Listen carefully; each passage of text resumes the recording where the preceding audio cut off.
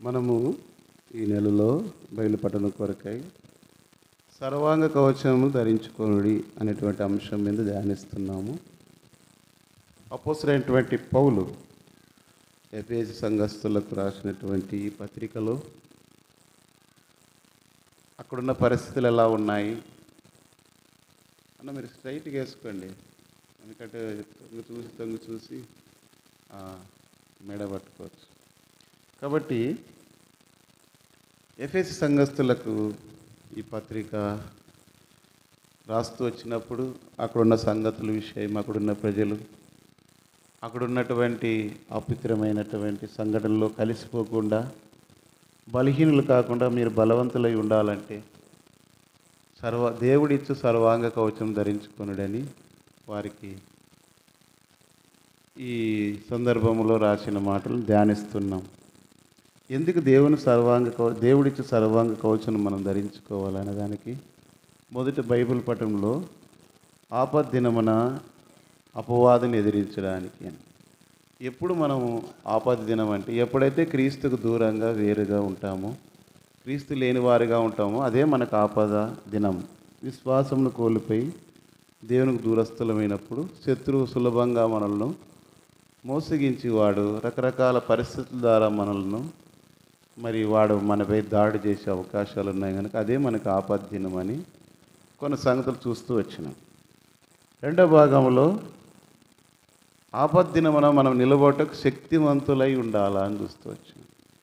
ఏ విషయాల్లో మనం శక్తివంతులు ఉండాలనే విషయాన్ని కూడా చూస్తాం. ఎందుకంటే సమయం మనము తగ్గించాలన్నప్పుడు మళ్ళీ ఆ సంగతుల్లోకి పోతే ఇదైతే. కాబట్టి ఏ విషయాల్లో మనం దేవుని ఎదుట నిలబడాలా అనే విషయాన్ని బైబిల్ పఠనంలో ఉంది. పోయిన బైబిల్ పఠనంలో మనం చూస్తూ వచ్చాం. ఈ యొక్క భాగంలో మనము ఈరోజు సర్వాంగ కవచనం ధరించుకొనుడు అన్నాడు. అయితే ఈ సర్వాంగ కవచనంలో ఉన్నటువంటి సంగతులను మనం ఇక్కడ చూస్తూ వస్తాం. సర్వాంగ కవచనం అంటే ఇక్కడ ఉన్నటువంటి ఒక రోమా సైనికుడు యుద్ధానికి వెళుతూ ఉన్నప్పుడు, ఆ దినాల్లో ఆయన రాసిన దినాలకి రాజులు యుద్ధాలు చేసే దినాలు, అంటే సైనికులు ఉండే దినాలు. ఈ దినాల్లో అంటే పోలీస్ డిపార్ట్మెంట్ అనుకుంటాం. ఆ దినాల్లో ఆ సైనికులు కలిగి ఉన్నటువంటి వస్త్రధారణ వారికి తెలియపరుస్తూ, వాళ్ళు ఒక యుద్ధానికి వెళ్ళినప్పుడు ఏ ఏ సంగతులు కలిగి ఉండేటారు, యుద్ధంలో విజయం పొందుతూ వస్తారు, లేదంటే ఆపదల నుండి తప్పించబడుతూ వస్తారు అనే విషయాన్ని ఇక్కడ ఉపమానంగా అంటే గుర్తుగా వాళ్ళు తెలియపరుస్తూ బోధిస్తూ ఉన్నాడు. అందుకే ఇదే 2 తిమోతి పత్రికలో ఒక మాట అంట, 2వ అధ్యాయంలో చూడండి, 2వ వచనం చదవండి. 2 తిమోతి 2:2 నీవు అనేకుల సాక్షుల ఎదుట 3వ వచనం చదువుమా. క్రీస్తు యేసు యొక్క మంచి సైనికుని వలె నాతో కూడా శ్రమను అనుభవించుము. సైనికుడు ఎవడును యుద్ధమునకు పోవునప్పుడు తన్ను దండలో చేర్చుకొని వానిని సంతోషపెట్టవలనని ఈ జీవన వ్యాపారంలో చిక్కుకొనడు. మరియు జట్టి అయిన వాడు పోరాడినప్పుడు నియమ ప్రకారం పోరాడుకుంటే వానికి కిరీటము దొరకదు. ఒక సైనికుడు ఎట్లయితే క్రీస్తు యేసు యొక్క మంచి సైనికుడు, యుద్ధంలో లేదంటే ఆర్మీ మిలిటరీలో ఉన్న వాళ్ళకి అన్నీ ఒక యుద్ధానికి వెళ్ళినప్పుడు రకరకాలుగా అన్నీ వాళ్ళకి ఏమైతే అవసరమో అవన్నీ కూడా ఉంటాయి. ఆ వస్త్రధారణ, వాళ్ళకి కావాల్సినటువంటి ఆయుధములు అన్నీ తీసుకొని బార్డర్లో వాళ్ళు ఉంటారు సెక్యూరిటీగా. అట్లా మనం కూడా దేవుని ప్రజలుగా ఈ లోకంలో మనం ఉన్నప్పుడు, ఎందుకంటే సాతాను గురించి రాయబడిన మాట ఏమంటే వాడు ఈ లోకాధికారి అని. పౌలు అతని గురించి రాయబడినప్పుడు ఏం చేస్తూ వచ్చిన, మీ విరోధైన అపవాది గర్జించి వాళ్ళు ఎవరు మృంగదునా అని తిరుగుచున్నాడు కనుక మెలకుగా ఉండి అన్నాడు. కాబట్టి మన శత్రువు అయినటువంటి సాతాను చేతిలోనే మనం విడిపించబడాలన్నప్పుడు ఒక మంచి సైనికుని వల్లే మనం కూడా ఉండాలి. ఆ సైనికుడు కూడా ఇక్కడ చూసినప్పుడు మనం చదువుకున్న భాగంలో సర్వాంగ కవచం, ఆ సర్వాంగ కవచమును దాన్ని దేవుడిచ్చు సర్వాంగ కవచం. సర్వాంగ కవచం అంటే శరీర భాగాల సర్వ అంగములకు ధరించుకునే కవచాలు, సర్వ అంగములకు ధరించుకునే కవచం. అంగం అంటే శరీరంలో భాగాలు, కాళ్ళు, చేతులు, తల, ఈ భాగాలన్నిటికీ ధరించుకునేటువంటి వాటిని శరీరంలో అవయవాలను అంగములు అంటారు. ఈ సర్వ అంగములకు ధరించుకునేటువంటి అంగములు ధరించుకునేటువంటి వస్త్రాలను గురించి, ఆయుధముల గురించి ఇక్కడ తెలియపరచబడుతూ వచ్చింది. ఆ భాగమునే మనం ఇక్కడ చూడండి. ఒక మాట 13 వచనం. అందుచేతను ఎఫెసీ 6:13 అందుచేతన మీరు ఆపద్దినమందు వారిని ఎదిరించుటకును సమస్తము నెరవేర్చిన వారై నిలవటకును శక్తిమంతులగునట్లు దేవుడిచ్చు సర్వాంగ కవచమును దేవుని సర్వాంగ భౌతికమైనటువంటి ఒక వ్యక్తి మరి భూలోకంలో ఒక సైనికుడు పోరాడినప్పుడు ఎట్లాంటి వసదాన్ని కలిగి ఉంటాడు యుద్ధంలో పోరాడే సమయానికి, ఆత్మీయమైన యుద్ధంలో కూడా మనం కూడా దేవుడిచ్చేటువంటి ఒక సర్వాంగ కవచాన్ని ధరించుకోవాలని ఇక్కడ పౌలు ఈ విషయాన్ని తెలియపరుస్తూ ఉన్నాడు. మొట్టమొదటిది మనం చూస్తే 14 వచనం, 6:14 ఎలాగనగా, అది ఎట్లా అంటే ఎలాగనగా మీ నడుమునకు సత్యమును దట్టి కట్టుకొని, మీ నడుమునకు సత్యమని దట్టి కట్టుకొని. సైనికుడు నడుమునకు మామూలుగా దాన్ని దట్టి అంటే ఇంగ్లీష్లో బెల్ట్ అంటారు. మామూలు ప్యాంటు పైన కూడా బెల్ట్ వేసుకుంటారు, ఇంకా కొంతమంది కూడా రకరకాలుగా బెల్ట్ కట్టుకుంటారు. ఈ బెల్ట్ సాధారణంగా ఇంతకుముందు పనులు చేసేవాళ్ళు ఏం చేసేవాళ్ళు అంటే పాతకాలు ఏదైనా బరువులు బాగా ఎత్తాలన్నా, రాళ్ళ పని కానీ ఇంకోటి ఏదైనా నడుమునకు ఒక టవాల్ తీసుకొని బాగా గట్టిగా బిర్రకు కట్టుకుంటారు. ఇంకా మీరు చూసినట్లయితే పెద్ద గుండ్లు ఎత్తే వాళ్ళు ఉంటారు, రాడ్లు ఎత్తే వాళ్ళు కూడా నడానికి బాగా టైట్గా కట్టుకుంటారు. ఎందుకంటే బిగువు నడుములో ఉండాల. ఒక రాయి బలమైంది కావచ్చు, ఒక ఇరుసు చక్రము లేదంటే ఆ ఇనుప కమ్మి పెద్దది ఎత్తాలన్నా వాడి నడుము బాగా గట్టిగా బలంగా ఉంటేనే ఎత్తగలుగుతాడు. కాబట్టి అది బెల్ట్, నడుమునకు సత్యమను దట్టి. కాబట్టి విశ్వాసులుగా మనం కూడా ఎలాంటి బెల్ట్ దట్టని కలిగి ఉండాలంటే దేవుని పిల్లలైన వారు దట్టి అంటే సత్యమనే దట్టి కట్టుకొని ఉండాలా అంటున్నాడు. అంటే యేసుప్రభు నేనే మార్గమును సత్యమును అన్నాడు. నీ వాక్యమే సత్యము అని యోహాను సువార్త 17వ అధ్యాయంలో రాయబడింది. దేవుని వాక్యం సత్యం. మనం ఎప్పుడు కూడా దేవుని పిల్లలుగా సత్యమందు నిలిచిన వారుగా ఉండాలి. కారణం అంటే మన ప్రభు సత్యవంతుడు, అబద్ధమాడనేరని దేవుడు. ఎట్లా మనం సత్యమందు నిలిచి ఉంటాము అంటే చదవండి. పేతురు 1వ అధ్యాయం 13 వచ్చింది. 1 పేతురు 1వ అధ్యాయము 13 వచ్చిన. కాబట్టి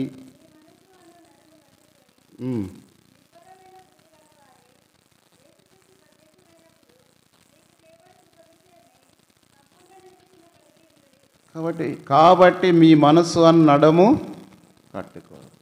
మన మనస్సు అనేది నిబ్బరమైన బుద్ధి. ఇది ఏం సూచిస్తుందంటే ఎట్లయితే ఒక పని చేయడానికి బలంగా ఉండడానికి నడానికి ఏదైనా ఒక వస్త్రం కావచ్చు దాన్ని కట్టుకుంటారో, అది విశ్వాస సంబంధమైన జీవితంలో మన మనసును కూడా అంటారు. కొన్నిసార్లు ఎక్కువ పరిస్థితులు ఎదురైనప్పుడు గుండెని ఏం చేసుకోవాలంట, నిబ్బరం చేసుకోవాలమ్మా. ఇంకా ఏమంటారు,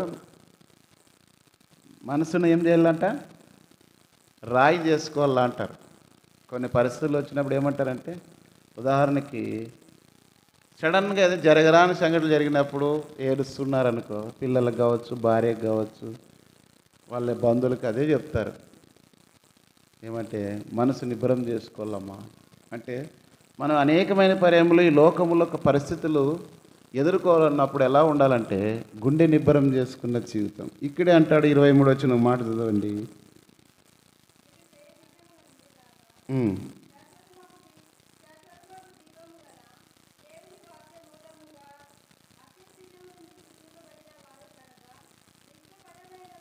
నిష్కపటమైన సహోదర ప్రేమ కలుగునట్లు మీరు సత్యమునకు విధేయులవుట చేత మీ మనసులను పవిత్రపరచుకొని వారాయి. ఎట్లా చేసుకోవాలి? మన మనసులను పవిత్రపరచుకోవాలా.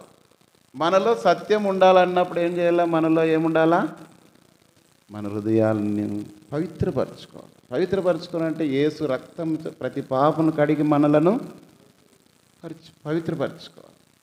మనలో దేవుని వాక్యం ఎప్పుడైతే నివసిస్తుందో, మనం సత్యమందు ఎప్పుడైతే నిలిచి ఉంటామో అప్పుడు పవిత్రపరచబడుతూ వస్తాం. అందుకే దావీదు మహారాజు పాపం చేసినప్పుడు ఎవరికి తెలియదులే నేను చేసిన పాపం అని 2 సమూయేలు గ్రంథం 11వ అధ్యాయంలో బెత్షెబతో పాపం చేసినప్పుడు అనుకున్నాడు. కానీ నాతాను ప్రవక్త వెళ్ళి చెప్పిన తర్వాత ఏమన్నాడు ఆయన 13వ వచనంలో, నేను పాపము చేసి తినని చాలమ్మా.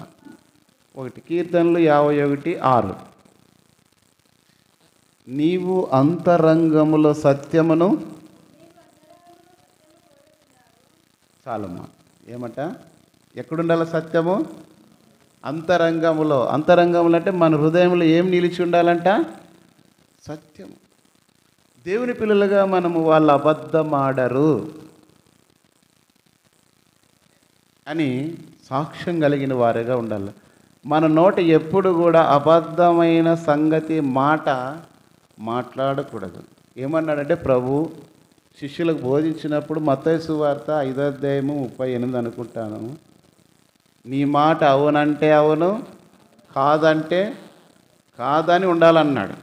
38 వచనము 37 30 ఏమన్నాడంటే దేవుని ఆయన శిష్యులకు బోధించినప్పుడు మీ మాట ఎలా ఉండాలంట? అవునంటే అవును, కాదంటే కాదని ఉండాలి. ఏదైనా సంగతి జరిగినప్పుడు ఆ మనిషి ఏమనుకుంటాడో అని అబద్ధం కవరింగ్ చేయకూడదు. లేదంటే ఇతరులు మెప్పించడానికి అబద్ధాన్ని నిజంగా మాట్లాడకూడదు. ఇది చాలా దేవుని వాక్యానుసారమైన. ఒక వ్యక్తి ఒక సందర్భంలో మాట్లాడుతూ అన్నాడు, ప్రభుని అంగీకరించాడు, ఆ విషయంలో అడుగుతూ వచ్చినాడు. నేనన్నాను, నేను మాట్లాడుతున్నప్పుడు దేవుని పిల్లలుగా ఇట్లా అనుకునే విషయాలు మాట్లాడుతుంటే ఆయన కొన్నిసార్లు మనస్సాక్షి చంపుకోవాల్సి వస్తుంది అయ్యా అన్న. ఏమంటే ఉదాహరణ చెప్తాను, మనకి ఇల్లు ఉంది, ఇంటి స్థలం ఉందనుకో, కానీ లేనట్టుగా మనం ఏం చేస్తాము? ఇల్లు కానీ ఇంటి స్థలం కానీ రాయించుకొని తెచ్చుకుంటాము. ఇప్పుడు అది మనస్సాక్షిని గద్దిస్తుంటుంది, నువ్వు చేసేది తప్పు కాదు, ఆల్రెడీ ఉంది కదా, ఉన్నదాన్ని. అది సందర్భంలో మాట్లాడుతున్నప్పుడు ఈ విషయం జరుగుతుంది. ఇంకో సోదరుడు అంటున్నాడయ్యా, నేను అబద్ధం చెప్పి తీసుకోను, నాకు ఉంది, దేవుడిచ్చింది చాలు అని ఇంకొక ఆయన.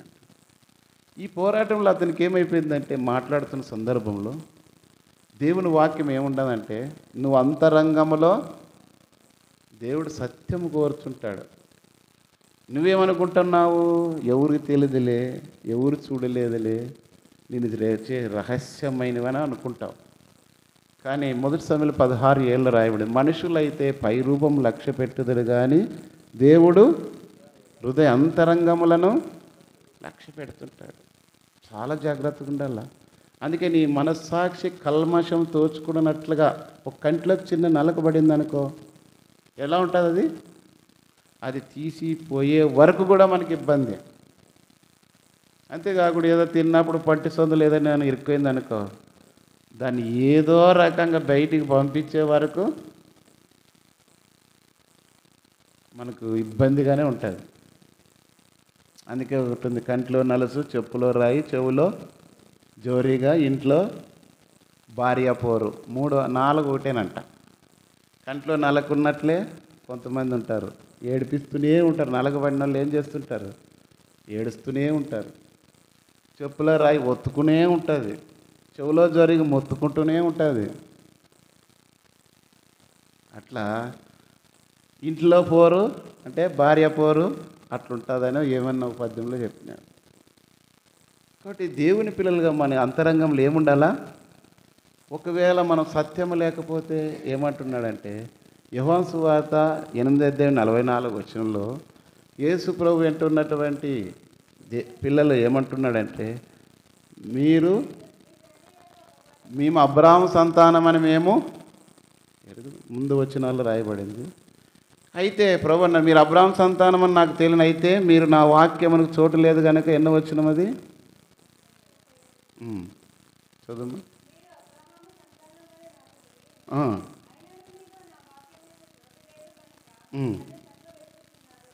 కాబట్టి దేవుని వాక్యమునకు చోటు లేకపోతే ఎవరంటున్నాడు ఇక్కడ? నాకు తెలిసిను మీరు అబ్రాహాము సంతానం, భౌతికంగా అబ్రాహాము సంతానంలో పుట్టినారు. మనం కూడా మొన్న చూస్తూ వచ్చినాం కదా, యూదులంటే ఎవరు, ఎవరు ఆశ్రయించబడిన వారు, ఎవరు అబ్రాహాము సంతానం అని ఎంచబడుతూ వస్తారని గలతీ 3:7-9 విశ్వాస సంబంధంలే అబ్రహాము సంతానం అని ఎంచబడుదురు, తర్వాత ఆశ్రయించబడుదురు. కాబట్టి దేవుని పేర్లు పెట్టుకుంటాం మనం మామూలుగా, బైబిల్ సంబంధమైన పేర్లు పెట్టుకుంటాం. పేరు బాగుంటుంది కానీ బ్రతుకు బాగుండదు, పేరుకు తగిన జీవితం. అందుకే ప్రభు ఏమన్నాడంటే నువ్వు వెచ్చగానైనా ఉండు, చల్లగానైనా ఉండు.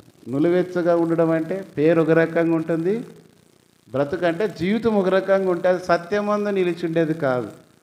కానీ ప్రభు ఏమన్నాడంటే మీరు మీ తండ్రి యొక్క అపవాది, ఎందుకంటే మీరు అబద్ధములు ఆడుతున్నారు, సత్యము లేదు మీలో అని ఆయన వెంట ఉన్న వారితో ప్రభు బోధిస్తున్నాడు. కాబట్టి మన విశ్వాస సంబంధమైన జీవితంలో సత్యమనే నడుము కట్టు. కొన్నిసార్లు అంటారు కదా, ఏదైనా ముఖ్యమైన పనిలో వాళ్ళు అన్నీ ముందే చేసుకుంటే ఏమంటారంటే బాబు నడుము కట్టుకొని చేస్తున్నారు వాళ్ళు అంటారు. ఏమది అంత నడుము కట్టుకొని అంటే ముఖ్యమైనది నడుము కట్టు అంటే ముఖ్యమైన వ్యక్తిగా ఉండి పనులన్నీ జరిగించే వ్యక్తిని అట్లా. కాబట్టి దేవుని పిల్లలుగా మనలో నివసించాల్సింది సత్యమనే దట్టి కట్టుకోనాలి, బెల్ట్. ఎన్ని విషయాల్లో మనము సత్యములో నిలిచి ఉన్నాము. ప్రభు అంటున్నాడు యోహాను సువార్త 3వ యోహాను పత్రికలో 3:4 చదవండి, నా పిల్లలు సత్యమును అనుసరించి నడుచుకొనుచున్నారని వినుట కంటే ఎక్కువైన సంతోషం నాకు లేదు. దేవునికి ఏం సంతోషం అంటే సత్యమును అనుసరించి నడుచుకోవాలా. ఎట్లా నడుచుకోవాలా? వాక్యం ఏం చెప్తుందో దాని ప్రకారం. ఇది చేయొద్దు, చేయకూడదు, మనం ఇది చెయ్యాలా. చేయకూడదంటే చేస్తాము, చేయమంటే చెయ్యము, చెయ్యండి అంటే చెయ్యము, చెయ్యొద్దంటే చేస్తాం. ఇది మన నుంచి వచ్చింది కాదు, ఎవరి నుంచి వచ్చింది ఇది? ఆదాము వాళ్ళకి దేవుడు చెప్పినాడు ఇది తినొద్దండి అన్నాడు, కానీ అదే చేసినారు. మన స్వభావం కూడా అంతే. దేవుడు ఏం చెప్తా జయం, కానీ చేయొద్దని చేస్తూ వస్తాం. తిమోతి ఉపమానం చెప్తూ వచ్చాడు. ఒక ఇంటికి ఒక ఆయన, ఆదాము నేనేకి నా తోటలో ఉండింటే ఆ పండు తీసుకునేవాడిని కాదా అంటే, ఒక ఆయన వచ్చినాడు బంధువు, అది బుట్టలో ఏదో కోడి బొచ్చంతా పెట్టి ప్యాకింగ్ చేసి, అయ్యా నేను ఇట్లా కొంచెం మాకు అక్కడ పోయేస్తాను, నేను వచ్చే వరకు దీన్ని ఏం ఉప్పొద్దు అని చెప్పినాడంట. పోయినాడంట, వచ్చే చాలా టైం అయింది, రాలేదంట. అయినా ఎందుకైనా దీన్ని ఏం చూడొద్దని చెప్పినాడు. ఆయన ఇప్పుడు రాడు కదా చూద్దాంలే అని చెప్పేసి ఫ్యాన్ వేసి పెట్టినారంట. ఫ్యాన్ వేసిపోయినాడంట పోతూ ఆయన తెలుసు కదా ఇది పరీక్షించాలన్నప్పుడు. సరే దాన్ని ఆ బుట్టను ఓపెన్ చేసినప్పుడు ఏముంది అందులో? ఫ్యాన్ తిరిగితే ఏమవుతుంది? అంతా బయటకు వచ్చి అంత రూమ్ అంతా దాన్ని పట్టుకొని ఫ్యాన్ బంద్ చేసి ఎగిపెట్టే లోపల ఆయన వచ్చినాడంట. పెట్టిపోయిన ఆయన.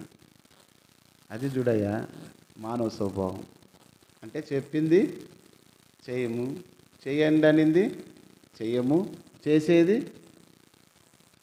చేయమంటే చేయము, చేయొద్దండి అంటే చేస్తాం. రివర్స్ అంతా మన స్వభావం. ఎందుకంటే శరీరానికి ఆత్మకు పోరాటం. శరీరం ఏమో చెయ్యి అంటే ఆత్మ ఏం చేస్తావులే, ఆడబోతావులే అని. కొన్ని విషయాలకు ఆత్మ వద్దంటుంది. నువ్వు సీరియల్ చూడొద్దు, సినిమాలు చూడొద్దు, వాళ్ళు కొట్లాడుతుంటే ఆ మాటలు వినొద్దు, లేదంటే ఇట్లా మాట్లాడొద్దు అంటే ఏమవుతుంది మళ్ళీ పోకపోతే ఏమనుకుంటుంది, రానుగాని రాలేదని మళ్ళీ రేపు పొద్దున అడుగుతుందేమో. కొట్లాడితే కనీసం పక్కన పోయినా నిలబడదాం, ఎందుకంటే సపోర్ట్ ఉండాలి కదా. మా అక్క ఏమనుకుంటుంది, నా చెల్లి ఏమనుకుంటుంది, మా మామ ఏమనుకుంటాడో, ఇట్లా అవన్నీ మన స్వభావాలు. తప్పును తప్పుగా మాట్లాడం మనం. జాగ్రత్త. దేవుడైతే నా మాట అవునంటే అవును, కాదంటే మనం అన్నీ కల్పించి చెప్తాము, కల్పించి చేస్తాం. తప్పలేదులే అన్నట్లుగా. కాబట్టి ప్రియులారా, ఇక్కడ చూస్తే దేవుని పిల్లలుగా మనం సత్యమును అనుసరించి నడుచుకోవాలి. ఒకవేళ అనుసరించలేదంటే మీరు మీ తండ్రి యగు అపవాసం. నువ్వు సత్యం అనే దట్టి కట్టుకొని వాడై, సత్యం అనే పాతకాలంలోనంటే స్త్రీలకు దట్టి అంటే అప్పుడు డావ్ అనేది కట్టుకునేవారు నడుమునకు. బంగారుతోనూ వెండితోనూ చేయించి అప్పుడు డావ్ అనే కట్టేవాళ్ళు. పెళ్లి కూతురు ఆభరణాల్లో ఇప్పుడు కూడా ఉంటాయి డావ్ అనేది. కాబట్టి మనము సత్యం అనే దట్టి కట్టుకొని వారై ఉండాలి. ఒకవేళ లేకపోతే ఏమన్నాడు చదవండి. కొంతమంది మొదటి యోహాను పత్రిక 2వ అధ్యాయము 4వ వచనం చదువు.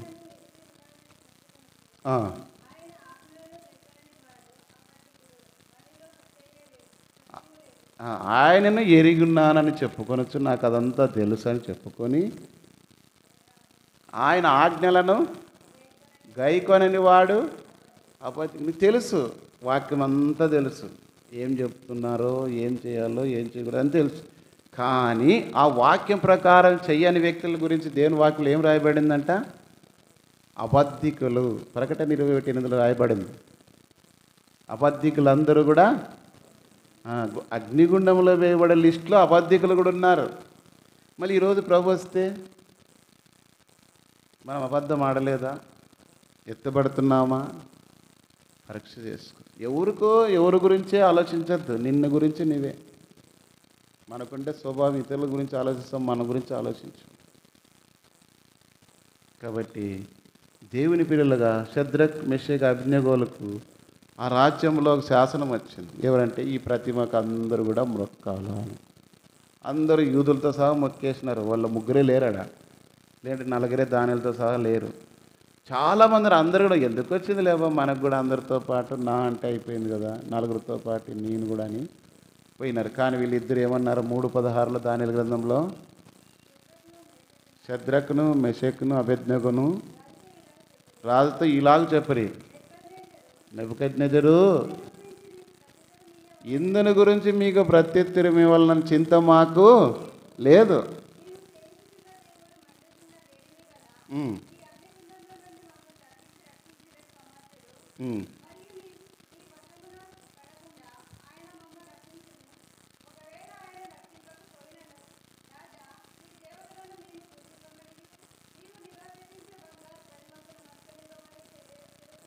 కాబట్టి ఒకటేసారి ఎంత చాలా పేరు పెట్టి రాజు నెబుకద్నెజరు అన్నారు. ఎంత ధైర్యం వీళ్ళకి! యూదుల ప్రకారం నేను తప్ప వేరొక దేవుడు మీకు ఉండకూడదు, దానికి సాగిల పడకూడదు, నమస్కరించు ధర్మశాస్త్రంలో మొదటి ఆజ్ఞ. మనం ఎన్నోసార్లు ఏం చేస్తాము? ఒకవేళ మేమేమి ఏమన్నా మా ఇంట్లోనేమి ఏ బొమ్మలు పెట్టుకోలేదు, ఎక్కడ పోయి మొక్కి రాలేదు, ఏదో వాళ్ళు ఏదో చేస్తుంటే మేము పోయి వచ్చినామని కాదు అర్థం.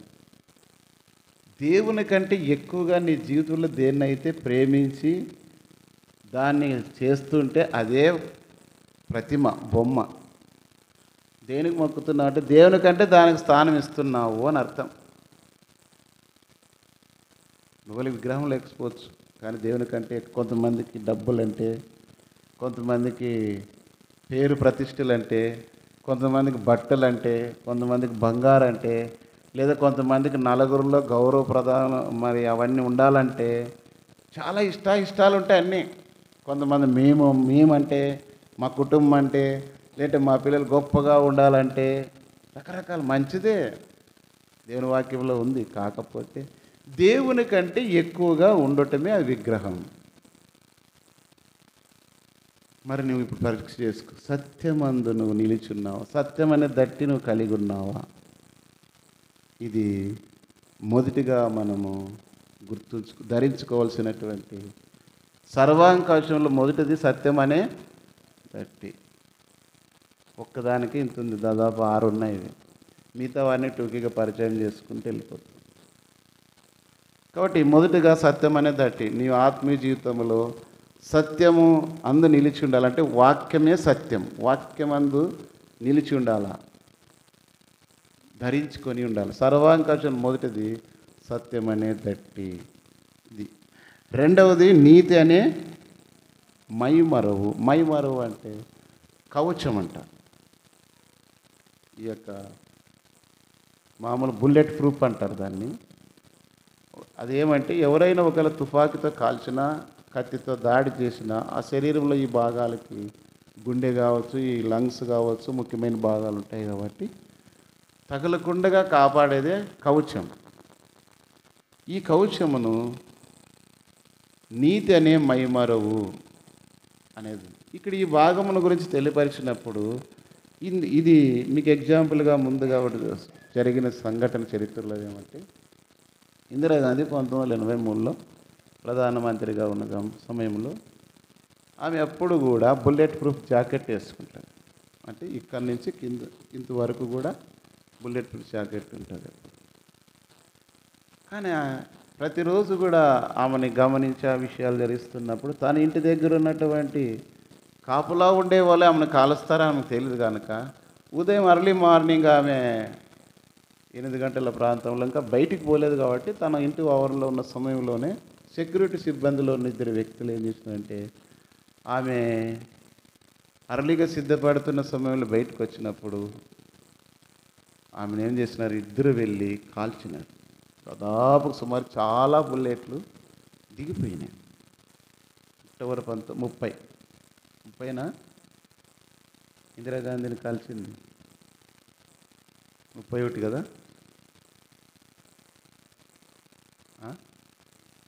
31 అనుకుంటాను. 30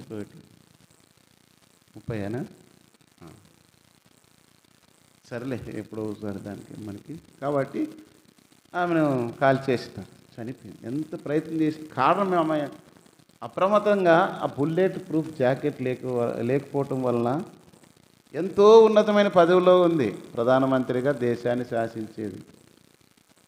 అలాంటిది బుల్లెట్ ప్రూఫ్ లేనందువలన జాకెట్ కాల్పుల్లో ఆమె ఏమైపోయింది. కాబట్టి ఒక విశ్వాసి కూడా నీతి అనే మైమరువు అంటే మన హృదయంలో దేవుని వాక్యమును కలిగిన వారుగా ఉన్నప్పుడు అదే మనల్ని కాపాడుతూ వస్తుంది. ఎందుకంటే హృదయం మోసకరమైనది, అది ఘోరమైన. దేవుడు సృష్టించినప్పుడు ఆదికాండం 6వ అధ్యాయంలో భూమి మీద నరుల చెడుతనము గొప్పదనియు వారి ఊహంతయు చదవండి ఒక మాట. 6వ అధ్యాయము ఆదికాండము 5వ వచనంలో ఏముంది, హృదయంలోని నరుల చెడుతనం భూమి మీద గొప్పదనియు హృదయంలోని తలంపుల యొక్క ఊహంత ఎల్లప్పుడూ మన హృదయం చెడిపోయింది. ఎందుకంటే ఇది ఘోరమైన అన్ని వ్యాధులకు డాక్టర్లు ఉన్నారేమో కానీ ఈ పాపం సంబంధించిన దానికి మాత్రం డాక్టర్ లేరు. అది ఎవరు కూడా ఇంతవరకు కనుక్కలు. ఒక దేవుడు ఒక్కటే నరుని యొక్క పాప స్థితిని చూస్తూ ఉన్నాడు. మార్కు 7:28 హృదయంలో నుండి చెడ్డవన్నీ వస్తాయని రాయబడుతూ వచ్చింది. నీ ఆత్మీయ జీవితంలో కూడా నీతి అనే మైమరు, విశ్వాస సంబంధమైన జీవితం కలిగినటువంటి కవచమును ధరించుకొని ఉండాలి. అదే నీతి అనే మైమరువు. కవచం బుల్లెట్ ప్రూఫ్ జాకెట్ అంటే లోక సంబంధమైన నీలోనికి ప్రవేశించుకోకూడదు. లోకమునైనను లోకములో ఉన్న వాటినైనను ప్రేమింపకుడు. ఎందుకు?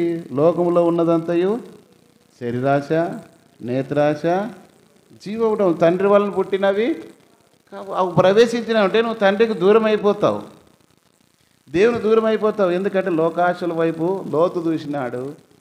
తన కుటుంబం ఏమైపోయినారు, శాపగ్రస్తులుగా. లోతు ఏదేని తోట వల్లే ఉందనుకున్నాడు. సొదొమ గొమొర్రా పట్టణం కన్నులకు బాగుంది, అందులోకి పోయినాక తెలిసింది.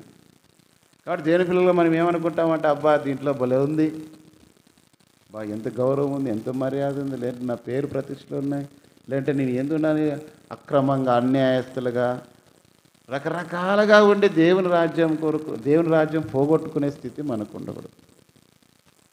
పేదలాజరు వలె ఉన్నది ఏదైనా సరే విశ్వాసం కాపాడుకొని బ్రతకాల. ఒకరి దినాన మన అబ్రహాము రొమ్మున ఎంత సంపాదించి ఎంత ప్రయాసపడి ఎంత అక్రమంగా మరి ఇంకో రకరకాలుగా ఎంత సంపాదించినా ఒక దినం అయితే మనం వదిలిపెట్టి పోవాల్సిందే. అది మనకు కూడా దక్కదు. ఒకవేళ ఎవరైనా మంచి ఉంగరం పెట్టుకొని ఎంగేజ్మెంట్ ఉంగరం అని తీకోకుండా పెట్టుకొని తర్వాత పెళ్ళప్పుడు పెట్టింటారు. పెళ్ళి అయ్యి 20 ఏళ్ళు అయినాక అట్లే ఉంటారా? వచ్చినప్పుడేమో కట్టి పుల్లలకు ఉంటారు. 20 ఏళ్ళ తర్వాత పెద్ద మాన్లక్క తయారైంటారు. రాదు. ఇంకా ఒకళ్ళు చనిపోయింది అనుకో, రాలేదని చెప్పేసి పోతే పోయినలో పాపం ఎంగేజ్మెంట్ ఉంగరం అని అట్లే పెట్టరు. కటింగ్ చేసే వాళ్ళని తీసుకొని అయితే కట్ చేసి ఉంగరం తీసుకుంటారు, విడిచిపెట్టరు. ఒకవేళ ముక్కు పుడుకుందనుకో, అది కూడా అంతే, ఏ రకంగా అయినా కూడా. కానీ ఇంతకాలం ప్రయాసపడి దేవుని రాజ్యం ఒకడు సర్వలోకమును సంపాదించుకొని తన ప్రాణం పోగొట్టుకుంటే వానికి ఏమీ ప్రయోజనం. కానీ నీతి అనే మహిమారు. ఎఫెసీ పత్రిక 4వ అధ్యాయం 24వ వచనం. ఎఫెసీ 4:24.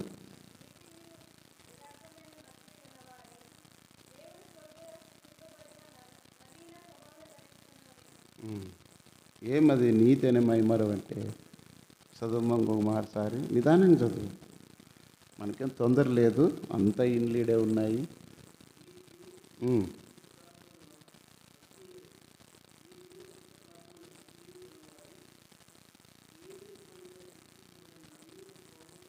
ఏం కలిగి ఉండాలి మన నీతి అనే మహిమ? నీతియు, రెండవది యథార్థమైన భక్తి. యోబుని గురించి దేవుడు ఏమైనా సాక్ష్యం ఇచ్చినాడు? అతడు యథార్థవంతుడు, నీతివంతుడు, దేవుని యందు భయభక్తులు కలిగిన వాడు. చెడుతనమును అది మనం దేవుడు మన గురించి సాక్ష్యం ఇవ్వాల.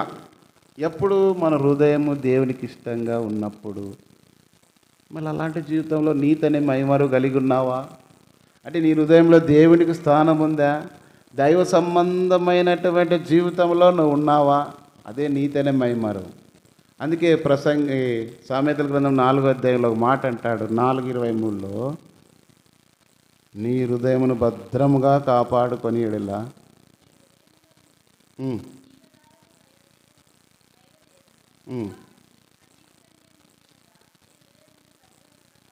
కాబట్టి నీ హృదయంలో నుండి ఏం బయలుదేరుతాయంట? జీవధారలు. ఇప్పుడు ఎక్కడో నదులు పుడుతున్నాయి, కానీ ఆ నదులు ప్రవహించిన చోట్లల్లా సస్యశ్యామలం. ఆ నదుల నీళ్ళకే రాష్ట్రాలు అంతా కొట్లాడుకొని డ్యాములు కట్టుకొని మాకు అవని ఇవని. ఒక నది వస్తే చాలు, ఒక కాలువ వచ్చి ఎన్నో వేల ఎకరాలు ఆ పంటలు పండించుకొని సమృద్ధిగా వారు భగీరథ అది అందరినీ ఒక కాలువ రావడం వల్ల ఎంతోమంది బ్రతుకుతున్నారు. ఆ పొలాలు పండిస్తున్నారు, పొలాల్లో పని చేసే వాళ్ళు ఉన్నారు, అంత పంట పండిన వ్యాపారాన్ని పంపితే వ్యాపారం చేసుకొని అక్కడ బ్రతికే వాళ్ళు ఉన్నారు. ఒక ఊర్లోనే ఉండవు అవి ఎంత. మరి దేవుని బిడ్డలుగా మనలో ఆ జీవజల నది ప్రవహించాలంటే, అంటే దేవుని మాటలు మన మాటలు ఇతరులకు ఎలా ఉండాలంటే జీవజల ఊటగా ఉండాలి. ఏదో ఒక నెమ్మది లేదు, కొన్ని మాటలు దేవుని మాటలు చెప్పలేని ప్రార్థన చేసుకున్నాం అక్క, లేదంటే ఆయన దగ్గరికి లేదంటే ఆయన దగ్గరికి పోతే దేవుని మాటలు మంచి మాటలు కొంత ప్రశాంతంగా దేవుని మాటలు విందామని అన్నిలు మన మాటలు వినడానికి అంగీకరించి. ఎప్పుడు వస్తుందంటే నీవు దేవుడు నీతి అనే మహిమరో కలిగినప్పుడు, నువ్వు యథార్థమైన భక్తి కలిగి నీతియు. నోవా గురించి దేవుడు అన్నాడు, ఈ తరంలో చూసినప్పుడు నీవే నా ఎదుట నీతిమంతుడవై ఉన్నావు. దేవుని బిడ్డలుగా మనం నీతి అనే మహిమరు కలిగి ఉన్నామంటే అతడు నీతిమంతుడు, ఆమె నీతిమంతురాలని సాక్ష్యం పొందాలి. ప్రభువైన యేసుక్రీస్తు వారి గురించి రాయబడింది బైబిల్లో. అరిమత యేసేపుని గురించి అతడు నీతిమంతుడు, సజ్జనుడని రాయబడింది. యోబుని గురించి రాయబడింది. మళ్ళీ మన గురించి ఆ మాట రాయబడతాయా? మన హృదయంలో ప్రశ్న వేసుకుందాం. మనం నీతి అనే మహిమరు కలిగి ఉన్నాం, లేకపోతే శత్రువైన సాతానుడు మన హృదయంలో చెత్త చెదారం పనికిరాని విషయాలన్నిటి చేత నింపబడి విశ్వాసం నుండి తొలగిపోయినట్లుగా చేస్తూ దేవుని వాక్యం మనము చోటీ లేదనుకో భ్రష్టాత్మకు మనలను అప్పగిచ్చేస్తాం. తర్వాత ఇంకా కయ్యూనే భ్రష్టాత్మకు అప్పగించిన అంటే నీ మనస్సాక్షి వాత వేయబడిన తర్వాత ఇంక అంతేను. దేవుని శిక్ష శిక్ష గుర్తు వేస్తాడు, శిక్షిస్తాడు. నీవు కూడా అంతే, నీ మనస్సాక్షిని మాటికి నొప్పించుకుంటూ త్రోసివేసుకున్నావు అనుకో, ఇరిగిపోయినేమో కట్టగడితే ఎప్పటికైనా క్రాక్ అట్లే ఉంటుంది, రక్త ప్రసరణ అట్లే జరుగుతుంది. ఏం కాదు, ఎందుకంటే కట్ అయిపోయింటాయి కణాలు. శరీరంలో కొన్ని భాగాలు ఆపరేషన్ చేసిన తర్వాత తిరిగి మరలా ఆ భాగంలో రక్త ప్రసారం జరగదు. అతకబడచ్చు. కాబట్టి ఒకసారి ఆత్మ సంబంధమైన జీవితంలో మన నీతి అనే మైమారు మన హృదయంలో ఈ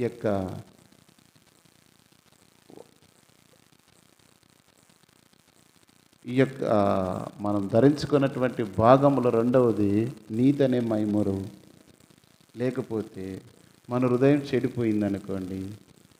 ఒక మాట చదువుతారా? రోమిలు రాసిన పత్రిక 1వ అధ్యాయము, మొన్న ఆరాధన వర్తమానంలో కూడా అన్న చెప్తూ వచ్చినాడు. 26 చదవండి, చదువుమా. మరియు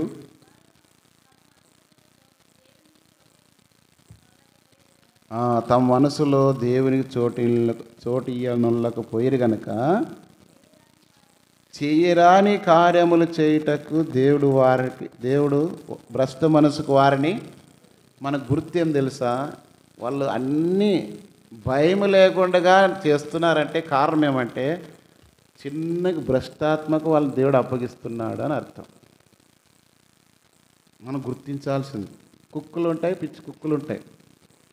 కుక్క వేరు, పిచ్చి కుక్క వేరు. పిచ్చి కుక్క ఎట్లుంటుంది? ఎవరు పడితే వాళ్ళని కొరుకుతుంటుంది. దాని స్వభావం లక్షణాలు వేరు. మామూలు కుక్కలు వేరు. అట్లా మనుషుల్లో కూడా, విశ్వాసుల్లో కూడా రకరకాలు ఉంటారు. పిచ్చి కుక్క కష్టం. భ్రష్టాత్మకు దేవుడు అప్పగించాడనుకో అంతే ఇంక మన పని. కాబట్టి నీతి అనే మైమరువు మనం కలిగి ఉండాలా. దాన్నే బుల్లెట్ ప్రూఫ్ జాకెట్ అనవచ్చు. ఇది 2. మూడవది సిద్ధ మనసు అనే జోడు. సిద్ధ మనసు అనే జోడు అంటే చెప్పులు. ఇది ఏం తెలియపరుస్తూ ఉందంటే సిద్ధ మనసు ఎప్పుడు కూడా దేవుని పని కొరకై సువార్త ప్రకటించేవారుగా ఉండాలి అని తెలియపరుస్తుంది. చదువుతారు ఒక మాట, యెషయా గ్రంథం 40వ అధ్యాయము 9వ వచనం చదవండి.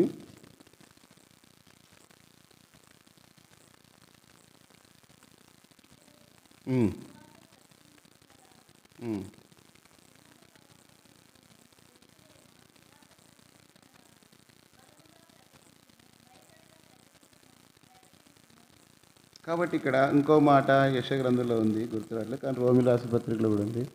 సువార్త ప్రకటించు వారి పాదములు ఎంతో సుందరములై ఉన్నాయి. దేవుని సువార్త మనం ప్రకటించాలి. సిద్ధ మనసు అనే జోడు ఎప్పుడైనా సరే దేవునిపై జోడు తడుక్కోవాలి. అంటే చెప్పులు దేని చూసింది? మన నడకను సూచిస్తుంది. ఆ నడక ప్రభు అయిన యేసుక్రీస్తు వారిని గురించి సూచిస్తుంది. ప్రభు శిష్యులకు ఏమని బోధించిన? మత్తయి సువార్త 28:19-20 వచనంలో మీరు సర్వలోకమునికి వెళ్ళి సర్వసృష్టికి సువార్త ప్రకటించడి, నమ్మి బాప్తిసం పొందినవాడు రక్షించబడు.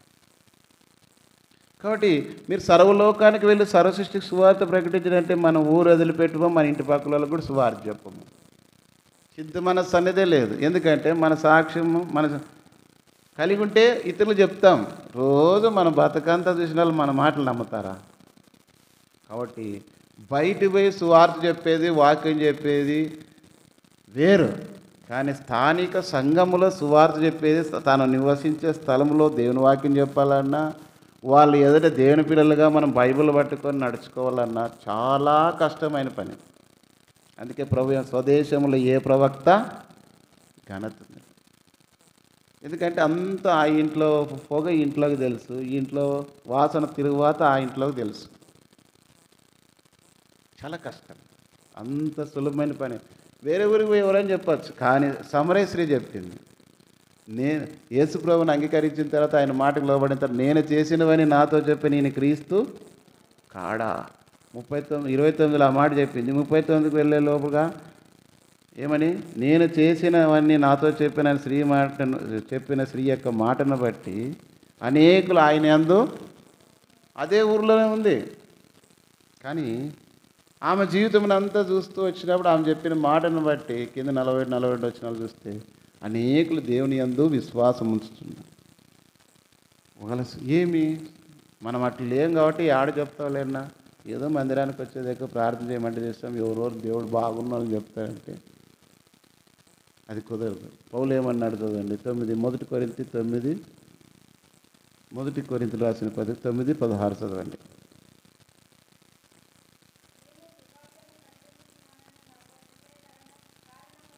ఉమ్,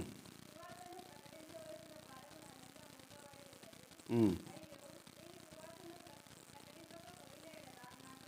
కాబట్టి ఏమంట, సువార్త ప్రకటించకపోయినడలు నాకు, మనకెందుకు శ్రమ అంటే ప్రకటించట్లేదు.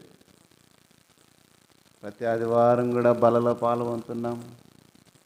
బలలో పాల్గొందే వాళ్ళు ఏం చేయాలంట, 11 మొదటి కొరింథీ 11:26 చదవండి. మీరు రెట్టిని తిని ఈ పాత్రలోని త్రాగినప్పుడల్లా ప్రభు వచ్చు వరకు ఆయన మరణమును ప్రచురించుతాడు.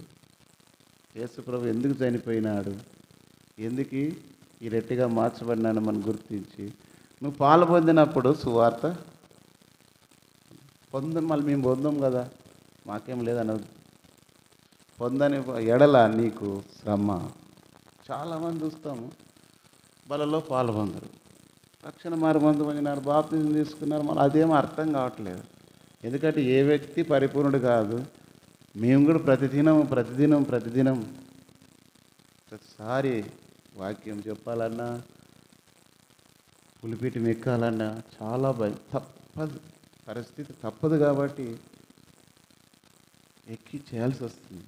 కారణం ఏంటో అదేదో మాకు తెలుసు, మా హృదయంలో ఉన్న పోరాటం ఎన్నో రకాల, కొన్నిసార్లు మాటల ద్వారా, కొన్ని విషయాల ద్వారా, కొన్ని బలహీనతల ద్వారా ఏమైపోతుందంటే తప్పని పరిస్థితుల్లో పరిచర్య కొనసాగిస్తుంది. అందుకే ప్రభు దగ్గర పశ్చాత్తాపడాలి. కాబట్టి సిద్ధ మనస్సు కలిగి ఉండాలి.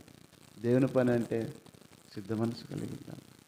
సిద్ధపడం ఇప్పుడే శ్రేష్ఠ ఆయుధమ్మా. ఏం పాట పాడుతూ వచ్చినాం? మెలకువక సిద్ధపడం ఇప్పుడే ఆయుధము. దేవుని బిడ్డలుగా ప్రభు బలలో పాలు పొందేవారు మనము సువార్త ప్రకటించడానికి. పౌలు అన్నాడు, సువార్త ప్రకటించిన నా ప్రాణం ఎంత మాట నాకు ప్రియమైనదిగానే ఎంచుకోవాలి. మనకి ఏమంటే మందిరానికి వచ్చి ప్రార్థన చేసే ఓపుకుండదు, ఎన్ని ఊర్లు తిరిగాకైతే ఓపుకుంటుంది మనకి. ఎందుకంటే బంధువులు కనపడాలా, చూడాలా, పోకపోతే ఏమనుకుంటే ఎంత ఖర్చు పెట్టుకొని వీటికి వచ్చి దేవుడు ఇచ్చిన సమయంలో సువార్త. నేను బేర్షబాలో ఉన్న మన సంఘంలో ఉన్నప్పుడు సువార్తలు పోయినప్పుడల్లా అందరు పత్రికలు ఇచ్చేవాళ్ళు. నేనైతే ఇవ్వకుండా బ్యాగులో పెట్టుకొచ్చుకున్నాను. అన్నీ అప్పుడు పెట్టినవన్నీ నేను బ్యాగులు ప్రార్థన చేసిన ప్రభు ఈ పత్రికలు తీసుకొచ్చుకున్నాను నేరం లేకుండా. ఏదో రోజు నాకు సువార్త ప్రకటించడానికి అవకాశం దయచేసి, ఇంకా వ్యక్తిగతంగా కానీ కొన్ని రాసి ఎందుకు వేస్ట్ కావాలా అని ప్రార్థన చేస్తాను. ఎప్పుడు చేసినామంటే అది ఏసేపు ఎంగేజ్మెంట్కి పోయినాం. ఎన్నో సంవత్సరం ఇది? 2003. ఎంగేజ్మెంట్కి పోయిన తర్వాత ఆ రోజు బ్యాగ్ నిండి అయినా అన్నీ పోయినాము. పోయేటప్పుడు ట్రైన్లో కోచ్లో పంచుకుంటూ పోయినాం, వచ్చేటప్పుడు కూడా కోచ్లో పంచుకుంటున్నాను. పత్రికలన్నీ అయిపోయే తలకి, తాడిపత్రిక వచ్చే తలకి అన్నీ కంప్లీట్ అయింది. ఎంతో సంతోషమైంది. నా మీద మోపడిని భారం దాచిపెట్టి, పత్రికలను దాచిపెట్టుకొని అవి ఏదైనా పంచకపోతే దేవునికి నేను లెక్క చెప్పాలి, అంత భయం. అట్లా ఎన్నో ఉన్నాయి విషయాలు. కాబట్టి సువార్త ప్రకటించని ఎడల నాకు శ్రమ. సువార్తలు అంటే ఎన్ని రకాలుగా, తెల్లవారుజాము 4 గంటలకు లేచి అంత చలిలో కూడా సువార్తలు పోయేవాళ్ళు. తర్వాత మధ్యాహ్నం భోజనమైన వెంటనే ఇక్కడి నుంచి తిమోతిని దినాల్లో కానీ, అంతకుముందు ఆ దినాల్లో కానీ ఎక్కడైనా వెళ్ళాలంటే భోజనం చేసిన వెంటనే మళ్ళీ బయలుదేరిపోయి బేర్షబాకు, అక్కడి నుంచి వాళ్ళతో పాటు వాహనాల్లో వెళ్ళి పల్లెల్లో మధ్యాహ్నం పోయి మళ్ళీ 6 గంటలకే ఎక్కడ గుంటకల్, ఎక్కడ హాగిరి, ఎక్కడ నక్కంతొడ్డి, నర్సవాణి, ఇటు ఊర్లూరులో ప్రతి ఆదివారం మధ్యాహ్నం పూట వెళ్ళేవాళ్ళు. మళ్ళీ తెల్లవారుజాము 4 గంటల సువార్త ప్రతి బుధవారం ఉంటుంది. అట్లా దాదాపుగా 2 నెలలు 3 నెలలు అయింది మధ్యకేరంత సువార్త చెప్పేకి. అట్లా అభ్యాసం చేస్తూ వచ్చిన ఆ సంతోషము అనిపిస్తుంది.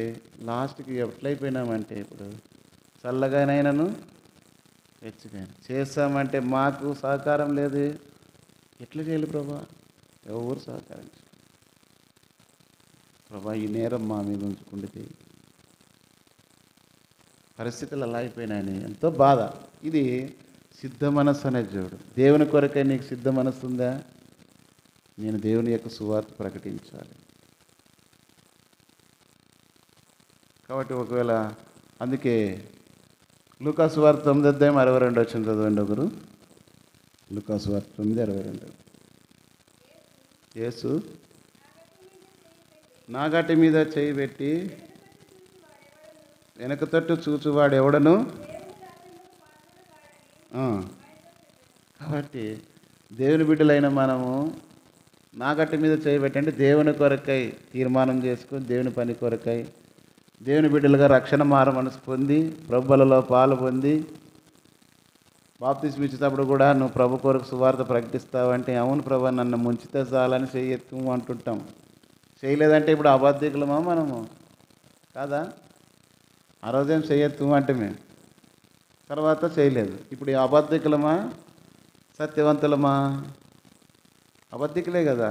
అబద్ధికులైతే దేవుని రాజ్యం ఎట్లా పోతారు అంటే నా గట్టి మీద చేయి పెట్టి నేను దేవుని కొరకు చేస్తానని చెప్పి చేయకుండా వెనుకముఖం అయితే వాళ్ళు ఏమంటారంటే లోతు భార్య వెనుక తట్టు చూసింది, ఏమైపోయింది ఆమె? ఉప్పుస్తాము. కాబట్టి ఇది మూడవది సిద్ధ మనస్సు అనే జోడు. నాలుగవదంటే విశ్వాసం అనే డాలు అంటే కత్తి. దేవుని బిడ్డలకు విశ్వాసం చాలా ప్రాముఖ్యమైనది. వీటిలో శ్రేష్టమైనది ప్రేమ. ఏవేంట? మొదటి కొరింథీయులకు రాసిన పత్రిక 13వ అధ్యాయము చివరి మాట చదవండి. కాగా విశ్వాసము, నిరీక్షణ, ప్రేమ ఈ మూడు నిల్చును. కాబట్టి మూడు ముఖ్యమైన. విశ్వాసం మొదట ఉండాలా. రెండవది నిరీక్షణ. ఏమంటే నా విశ్వాసంతో నా ప్రభును ఒక దినాన్ని కలుసుకుంటాను అనేది నిరీక్షణ. మూడవది ఏమంటే వీటిలో ప్రేమ. దేవుని బిడ్డగా మనం ప్రేమ కలిగి ఉండాలి. వీటిలో శ్రేష్టమైనది ప్రేమ. కాబట్టి విశ్వాసం అనే ఏం కలిగి ఉండాలి మనము? డాలు అంటే ఖడ్గము లేదా కత్తి. ఒక సైనికుడి చేతిలో యుద్ధమునకు వాడే ఆయుధాన్ని కత్తి అంటారు. మనకు తెలుసు దావీదు కత్తి తీసుకొని గొల్యాతను చంపేసినట్టుగా భయం వాక్యం. దేవుని బిడ్డలుగా మనం కూడా విశ్వాసము ద్వారా వారి రాజ్యములను జయిస్తూ వచ్చినారు. ఎబ్రీ పత్రిక 11వ అధ్యాయంలో మీకు ఇవన్నీ ఉన్నాయి. విశ్వాసం అంటే ఏమి? ఎబ్రీ పత్రిక 11వ అధ్యాయం 1వ వచనంలో ఏముంది? నిరీక్షింపుబడు వాటి యొక్క నిజస్వరూపము అంటే ఏమి? విశ్వాసం అంటే ఏమి? నిరీక్షింపబడే వాటి యొక్క నిజస్వరూపం అంటే ఏమి? దృశ్యమైనవి అదృశ్యమైన అనుటకును, అదృశ్యమైనవి దృశ్యమైనవి అంటే అదృశ్యం అంటే చూడనివి, దృశ్యమైనవి అంటే చూచేది. అందుకే ప్రభు ఏమన్నాడు? తోమాతో అన్నాడు కదా, ఏమన్నాడు ఆయన చేతుల్లో ఏలు పెట్టి చూస్తే కానీ, గాయాల్లో ఏలు పెట్టి చూస్తే కానీ నేను నమ్మనంటే, చూచి నమ్మిన వారికంటే చూడక నమ్మవారు కానీ. విశ్వాసం అంటే ఏం తెలుసా? మనతో డబ్బులు లేకపోయినా లేదంటే మనకు అన్నీ ఏమి లేకపోయినా విశ్వాసంతో దేవుని మీద ఆధారపడేది. దేవుడు ఉన్నాడు, దేవుడు ఇస్తాడు అనేది. అంతేగాని డబ్బులుండి, భూములుండి, ఆస్తులుండి, ఉద్యోగం ఉండి విశ్వాసం గురించి చెప్తే చెల్లదు. అది నీకు ఏమి లేకపోయినా దేవుడి మీద ఆధారపడి దేవుడు విశ్వాసంతో దేవుడు నాకు ఇది ఇస్తున్నాడు, చేసినాడు అని చెప్పేటువంటి జీవితం కలిగింటే దాన్ని విశ్వాసం. అన్నీ ఉండి చెప్పేది కాదు. లేదా అన్నీ ఉండి నువ్వు విశ్వాసం ఉన్నావు అని చెప్పుకున్నావు అనుకో, అది కరెక్ట్ కాదు. ఏమి లేకపోయినా విశ్వాసం కలిగిన వారుగా మనం ఉండాలి. అదే విశ్వాసం ద్వారా వారు రాజ్యములను జయించిరి. ఎబ్రీ పత్రిక 11వ అధ్యాయం ఎన్నో వచ్చినమ్మా? అది ఇచ్చిన వాళ్ళు చదవండి.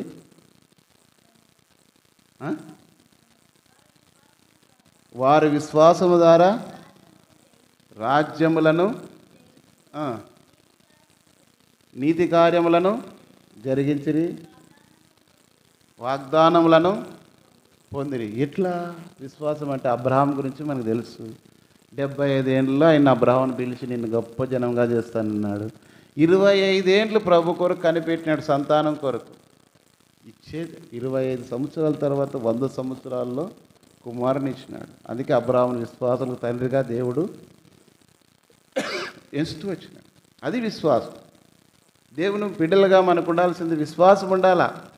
ప్రతి చిన్నదానికి చీటికే మాటికి నాకేం లే,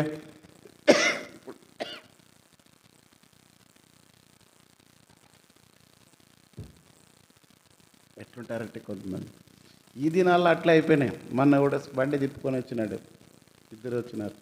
అన్న ఇది ఎస్సీ కాలనీ అంట, చూసి డౌట్ వచ్చింది దానికి, ఇది ఎస్సీ కాలనీ అంటే అవునన్నా. ఎవరయ్యా మీరంటే చెప్పినాను. అదేనా ఎవరికన్నా డబ్బులు లోన్లు కావాలంటే ఇచ్చేకి వచ్చినామా అంటే. ఒకప్పుడు ఉండేది, మనం పోయి ఒకటికి 10 సార్లు అడిగినా అప్పులు ఇచ్చేవాళ్ళు కాదు.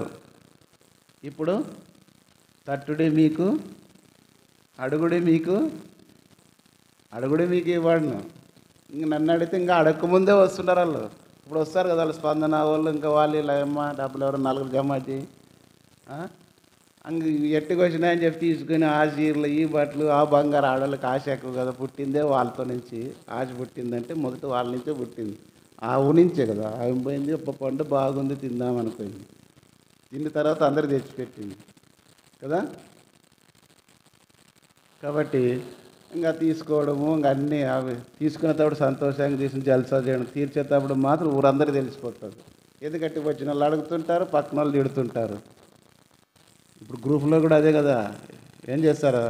అందుకే అందరు మీటింగ్ పెట్టేదేంటికంటే సరిగ్గా కట్టాలి, కట్టకపోతే మందిలో మర్యాద పోతుంది. మందిలో పోయి కూర్చున్నాక అందరు అంటారు తీసుకున్నాం కట్టాలమ్మా అంటారు. అందుకే మీటింగ్లు ఎగురు కూడా తిరుగుతారు కొంతమంది. అందుకే ఏమన్నారంటే మంచం ఉన్న చాటికి మనకున్న దాంట్లో నాకు 1000 రూపాయలు వస్తుంది. మన ప్లాన్ ఏముండాలి తెలుసా, 700 600కే ఖర్చు ప్లాన్ పెట్టుకోవాలి. అప్పుడు ఆటోమేటిక్గా అనుకోని విధానంలో ఇంకో 300 పెరుగుతాయి. జ్వరం వచ్చా ఖర్చు పెరుగుతుంది. చుట్టాలు వచ్చిరి ఏం పవిత్ర వాళ్ళకి ఏదో మళ్ళీ మా అమ్మలు వచ్చినారనుకో, ఒకరోజు మటన్, ఒకరోజు స్వీట్ ఏదో పెట్టే లోపల ఏమైతే నేను 300 ఖర్చు అయిపోవా. మనం అనుకున్న కాటికే కాదు, ఇంక ఎక్కువ పోతే ఏమైనా అప్పు పోయాల. ఇప్పుడు ఇంత అప్పుడు ఇంత ఇంతాయి వాటిడి ఇంత అని ఆ కొండ చిన్నగా పెరుగుతుందంట అంటారు. రోజు ఒక రాయి చేస్తే కొండ అట్లాది, రోజు ఒక అప్ప చేసుకుంటూ పోతే వెనక్కి తిరిగి చూసే లోపల ఇల్లు అమ్ముకోవాలా, లేదంటే పొలం అమ్ముకోవాలా. కాబట్టి విశ్వాసంలో దేవుని పిల్లలుగా మన విశ్వాసం లేకుండా చాలామంది ఏమైపోతాయంటే దేవుని మీద ఆధారపడుకోకుండా అన్నిటి మీద లేనిపోనివన్నీ కాదు. ఏదైనా సరే మన జీవితంలో అది విశ్వాస సంబంధమైన జీవితం అంటే ఏది లేకపోయినప్పుడు దేవుని నమ్మాలా. నేనైతే నేర్చుకున్నాను, అది పాటిస్తున్నాను. నేర్చుకున్నాను అనుకో, మీరు ఇంకో అప్పుడే 2వ పాయింట్ మీకు మైండ్లో వచ్చి ఉంటుంది, నాకు తెలుస్తుంది అప్పుడే. ఏమనేది కూడా నీకంటూ ఒకడే ఉండవు కాబట్టి ఏదో పెడితే తింటున్నాను కాదు. ఈరోజు కూడా మా ఇంట్లో అండి వాళ్ళకి రుణస్తుడుగా లేను నేను, గుర్తుపెట్టుకో. వాళ్ళు పెట్టినా వాళ్ళకు రుణస్తుడుగా లేకుండా నేను బతుకుతున్నా. ఎట్లా అంటే అది నాకు తెలుసు. ఒకటి నమ్ముతాను, ఆయన మిమ్మల్ని గురించి నాకు 2000లో ప్రభుని అడిగినప్పుడు దేవుడు ఇస్తూ, నీ పని కొరకై నేను సిద్ధపడినప్పుడు, నేను 2000లో దేవుని పరిచయ కోరుకున్నప్పుడు చదువుకున్నాం కాబట్టి ఏదో ఒకటి నేను నా జీవితంలో చేయాలి కదా అని అడిగితే ప్రభు ఫిలిప్పీ 4:19 నాకు వాగ్దానం ఇచ్చిన, క్రీస్తు యేసు మహిమలో మీ ప్రతి అవసరము తీర్చును. నీకేమి కావాలో అది ఇస్తుంటాను రా, నువ్వు నా పని చేయన్నాడు. తర్వాత నేను అది దానికోసం దీనికోసం ఏదో ప్రయత్నాలు చేస్తే అన్నాడు, నీ నిమిత్తం నువ్వు గొప్ప వాటిని వెతకద్దు. నాకంటే లోకంలో గొప్పది ఏమి లేదు. కాబట్టి అందుకే చదవండి ఇంకో మాట, 1 యోహాను పత్రిక 5:4.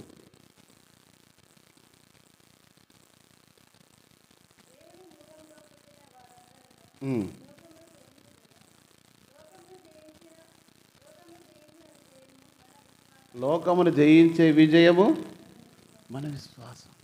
లోకస్తులు అంటారు, ఏమంటారు తెలుసా, మూతి పెట్టినోడు మేత పెట్టడా అంటారు. విశ్వాసం అంటే అది దేవుని మీద ఆధారపడే జీవితం. అందుకే మత్తయి సువార్త 6వ అధ్యాయంలో ఎక్కువసార్లు మీకు ఎందుకు టచ్ చేసి ఉంటే నా లైఫ్లో జరిగింది. ఆకాశ పక్షులను చూడు, అవి విత్తవు కానీ ప్రతిదినం వాటికి ఆహారం ఉందా లేదా? అడవి గడ్డి పూలను చూడు, అవి ఎట్లా అలంకరించబడుతున్నాయి. దేవుడు కూడా తన పిల్లల విషయం అట్లుంటుంది. కానీ కొన్నిసార్లు కొన్ని పరిస్థితులు, సముద్రం బాగానే ఉంటుంది కానీ కొన్నిసార్లు తుఫాను వచ్చినప్పుడు అల్లలేసినట్లు కొన్ని సమస్యలు వచ్చినప్పుడు పరిస్థితులు ఏర్పడినప్పుడు అట్లే ఉంటుంది కళ్ళ. కాబట్టి 100కి 90 పైన ఫస్ట్గా దేవుని మీద ఆధారపడేది అలవాటు చేస్తాను నేనైతే. అది ఇంకోటి, ఈరోజు ఏది ఉంటే దేవుడిచ్చింది ఇదే, దాన్నే తినాల. కోరికలు ఎక్కువ కోరుకోకూడదు.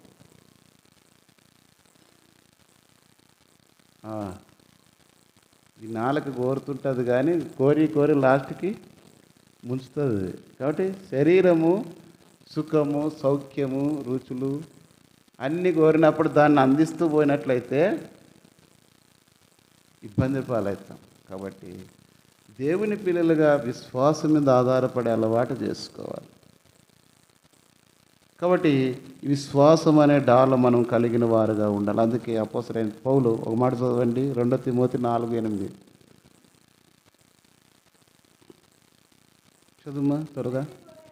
మంచి పోరాటం పోరాడితేనే నా పరుగు కడముట్టించుదని.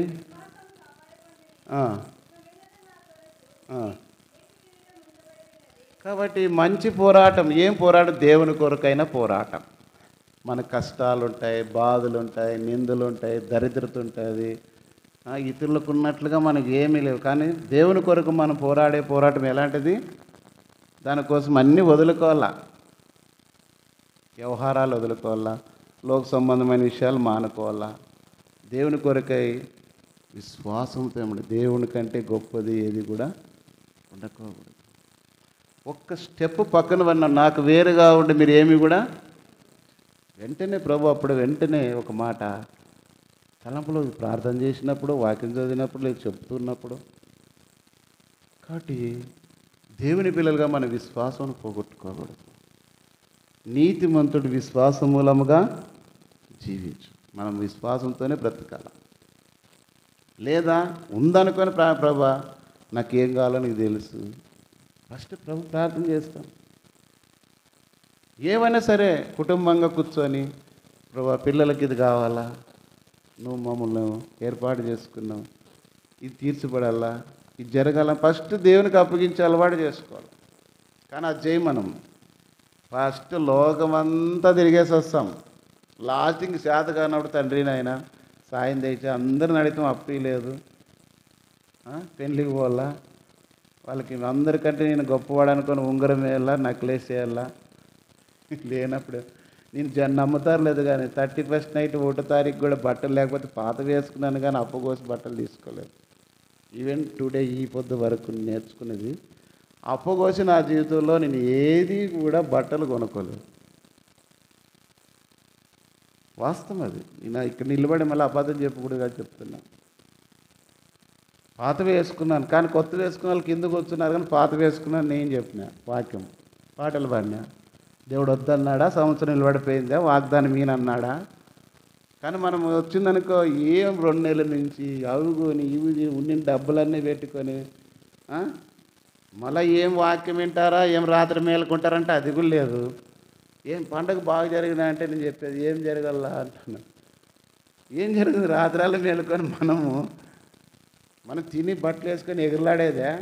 ఒక పిల్లోడు అంటున్నాడు ట్రైన్లో పోతూ, ఏం రా అప్పుడే పోతున్నావు అంటే, అదే పీర్ల పండుగ ఉంది మా ఊర్లో, అదే బాగా జరిగేది, మా డాడీ 2 రోజులు వదిలిన తర్వాత మళ్ళీ వస్తురా అన్నాడు.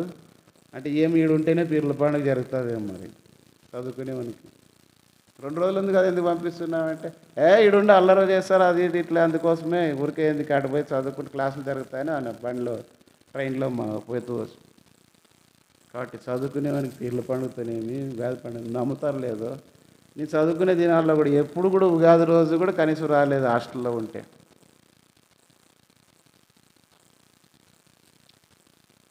కాబట్టి దేవుని పిల్లలుగా విశ్వాసం. సరే మన టైం అయితే ఎక్కువైంది, మిగతా విషయాలు ఎందుకంటే ఈ లాస్ట్ వారము ఊరికే విశ్వాసంతో బ్రతికేది అలవాటు చేసుకో. విశ్వాసం లేకుండా దేవునికి ఇష్టడైట ఒకవేళ నువ్వు విశ్వాసిగా కనపడచ్చు, కానీ నీలో విశ్వాసం లేకుండా నీ దేవుడిని నీది ఆధారపడి ప్రార్థన చేసినప్పుడు దేవుడికి చాలా ఉన్నాయి. దాని యాక్చువల్గా చెప్పాలంటే ఒక్కొక్క దాని మీద ఒక వారం చెప్పాలి బైబిల్ స్టడీ. అట్లా ఫస్ట్ నాకు మైండ్లో వచ్చింది. సరే నేను ఒకటే అన్ని వారాలు 2 నెలలు అవుతుంది అంతా చెప్తాను. ఎందుకులే మళ్ళీ నేనే అన్ని 2 నెలలు చెప్పుకుంటుంటే పాపం వినే వాళ్ళకి ఓపుకుండద్దా, బోరు కొడుతుంది, విసుగు వస్తుందని తగ్గించేసుకున్నాను. కాబట్టి ఎందుకంటే టాపిక్ తీసుకుంటే తరగదు అది. నా వాగ్దానం ఏమంటే నువ్వు కూర్చుండు నీటి ఊట వల్లే ఎన్నెన్న తోడుకో ఊట్లో ఊరుతూనే ఉంటాయి నీళ్ళు. నేను వచ్చేటప్పటికి అర్ధ గంటకి సిద్ధపడి వస్తే గంట ఈజీగా అయిపోతుంది. ఇప్పుడు గంట అయింది, 3 అయిపోయింది పాయింట్లు. ఇంకా క్లుప్తంగా చెప్పుకుంటూ పోయిన ఎన్నో కట్ చేసి పోతున్నాను. ఎందుకు రాసుకుంటామంటే అన్నీ గుర్తుకు రావు కదా. కాబట్టి కొన్ని పాయింట్లు త్వరగా గుర్తు రావడానికి టకటక వెళ్ళిపోవడానికి. కాబట్టి చెప్పేవాళ్ళకి ఓపుకుండా అది మీకుండద్దా? చెప్పేవాళ్ళకేం బాగా చెప్తున్నానని ఓపుకుంటుందిలే. గంట అయినా చెప్తాను, 2 గంటలు అయినా చెప్తాను. కూర్చోవాళ్ళకి ఓపుకుండదు. ఎందుకంటే కూర్చొని నడాలు కాళ్ళు పీక్తుంటే అప్పుడే. ఎందుకంటే మనకంతా ఇట్లు పెరిగింది, ఇట్లు పెరగం కానీ ఇట్లు పెరిగింటుంది అడ్డీయడం కదా. సరే, విశ్వాసం కలిగిన వారుగా ఉండాలి. 5వది శిరస్నానం. దీన్ని ఇంగ్లీష్లో హెల్మెట్ అంటారు. బైక్ మీద వేళకి హెల్మెట్ ఎంతో అవసరం. హెల్మెట్ ఏంటంటే ప్రాణరక్ష. హెల్మెట్ గురించి చాలా విషయాలు ఇంతకుముందు చెప్పినట్లుంది తెలుసు. ఎందుకంటే ఎక్కడైనా యాక్సిడెంట్ జరిగితే ఫస్ట్ తలకు దెబ్బ తగిలితే ఆ వ్యక్తి చనిపోతాడని. అది ఒక ఆమె కోర్టుకి వేసింది. గర్భిణి ప్రెగ్నెన్సీగాను భార్యను ఎక్కించుకొని పోతున్నట్ట. భర్త పోతున్న సమయంలో ఒక యాక్సిడెంట్ అయింది. భర్త తలకు దెబ్బ తగిలి చనిపోయింటే ఆమె కోర్టుకి వేసింది. ఇప్పుడు ఆమె ప్రెగ్నెంట్గా ఉంది, గర్భిణీ స్త్రీగా ఉంది, చనిపోయిందని కోర్టుకి వేసి మీరు ప్రభుత్వం వారి హెల్మెట్ లేకపోవడం వల్ల నా భర్త ఇట్లా యాక్సిడెంట్ అయ్యి హెల్మెట్ చనిపోయి నా వల్లే నా భర్తకు తగిలినట్లు యాక్సిడెంట్ అయ్యి చనిపోయి అనేక మంది అనాథలు కాకూడదని చెప్పి ఆమె కోర్టుకి వేస్తే అది ఇంప్లిమెంట్ చేస్తే పోలీసు వాళ్ళు ఏం చేసేవారంటే ఇంకా హెల్మెట్ లేకపోతే ఫైన్ వేస్తారు. వీళ్ళు ఏమంటారంటే ఏమోనాబా ఏమి బతికితే బతుకుతుంది, వీళ్ళకి ఓపిక లేక పెట్టుకోలేక. నేను ఒకసారి మీటింగ్ టైం అని సర్ర వస్తున్నా పోలీస్ దగ్గర. అలా ఆయన మీద దృష్టి పెట్టలేదు. నాకైతే బండి తీసుకున్న, లైసెన్స్ తీసుకున్న, ఆర్సీ అన్నీ ఉన్నాయి, హెల్మెట్ ఇంట్లో ఉంది. సరే వస్తేనే పోలీస్ ఆయన నిలబెట్టినాడు. సరే ఇంకా ఆర్సీని చూపిస్తే ఇంక హెల్మెట్ ఏముందిలే మన దగ్గరే కదా చెప్పచ్చు, మనమే దూరం ప్రాంతం కాదంటే హెల్మెట్ ఇది అన్నాడు ఎస్ఐ, సద్గురుడు ఎస్ఐ. ఆయన హెల్మెట్ ఇంట్లో ఉంది సార్ అంటే ఇక్కడ లేదు కదా అన్న. లేదంటే అని ఫైన్ వేయమని ఫైన్ వేసినాడు. డబ్బులు కట్టి వచ్చిన మీటింగ్కి. ఎందుకంటే నేను తప్పించుకొని పోయి నిలబడేస్తే మీటింగ్ టైం అవుతుంది సాయంకాలం. డబ్బు పోయినా పర్వాలేదు, మీటింగ్ పోవాలా, ఫైన్ కట్టేసి వచ్చేసి అంటే మన సేఫ్టీ కొరకే. కాబట్టి హెల్మెట్ అనేది శిరస్నానము. ఇది ఏమంటే దేవుని వాక్యంలో హెల్మెట్ దేనికి గుర్తుగా ఉందంటే రక్షణకు సాదృశ్యంగా ఉంది. ఒకటి తల దెబ్బ తగిలి చనిపోకుండా. ఫిలిప్పీ 4వ అధ్యాయము 10వ వచనం. ఫిలిప్పీ రాసిన పత్రిక 4వ అధ్యాయం 10వ వచనం. ఒక్క నిమిషం ఉండమ్మా, ఇది కాదు 6వ వచనం. దేనిని గురించి చింతపడకూడదు కానీ ప్రతి విషయంలోనూ ప్రార్థన విజ్ఞాపనల చేత కృతజ్ఞతాపూర్వకంగా మీ విన్నపములు దేవునికి. దేని గురించి చింతపడకూడదు. చింత ఎక్కడ పుడితే తలలోనే పుట్టేది. చింత చేసి బీపీ అప్ అండ్ డౌన్ అవుతుంది చాలామంది, నిద్ర రాక చింతలు చేసేది. ఆయన ప్రభు ఏమన్నాడంటే ఆయన మిమ్మల్ని గురించి చింతించుచున్నాడు కనుక మీ చింత యావత్తు ఆయన మీదే. మీరు ఎట్లా వాళ్ళంటే ఆయన చెప్పినాడు, ఆయన నింటే తెలుస్తుండే ఏది మా బాధలు ప్రభు చెప్పిండు. అందుకే మత్తయి సువార్త 6వ అధ్యాయంలో అదే చెప్పినాడు, ఆకాశ పక్షులు చింతించొద్దనే విషయం చెప్తూ అట్లా పోషించే దేవుడు ఏ నాటికి ఆనాటికే. కానీ మనకి ఎట్లా కాదు, మనకు మన పిల్లలకు మనలు మనరాల వరకు ఉండాలని ఆలోచన చేస్తాం కాబట్టి చింత పెరుగుతుంది. మనల్ని పోషించిన దేవుడు వాళ్ళని పోషించడా, పుట్టించిన దేవుడు వాళ్ళని సాకుడా? మార్గం నిర్దేశించాలి మనం, ఓహో ఇట్లా పోతే మంచిది అని. కాబట్టి చింత అనేది అనేకులు ఈ దినాల్లో కలిగిన వారు ఏమైపోతున్నారంటే జబ్బులు ఇప్పుడు వచ్చిండే జబ్బులన్నిటికీ మూల కారణం చింతే. ఎక్కువగా టెన్షన్స్ పడము, చింత చేయడం వల్ల, చింత రావడం వల్ల రారా బీపీ అయిన తర్వాత సెల్లులు షుగర్ అయిన తర్వాత గ్యాస్ ట్రబుల్, నిద్రలేమి, ఇంక ఒకటి పెరుగుతూనే ఉంటుంది కదా, తరిగేది ఉండదు. అందుకే ప్రభు ఇవన్నీ వస్తాయని చెప్పి మీరు చింతపడద్దని చెప్తే మన పనే అది. ఎందుకంటే పని పాటలేదు, ఇంట్లో కూర్చునేది చింత చేసుకుంటుండేది, ఆయలను చూసి వీళ్ళని చూసేది, ఇది ఆలోచించేది, అలా చేసి. కాబట్టి దేవుని వాక్యం అయితే శిరస్సును మనం ధరించుకోవాలా. చూడండి, ఒక మాట చదవండి. తెస్సలోనికి రాసిన పత్రిక, మొదటి పత్రిక 5వ అధ్యాయం 8వ వచనం.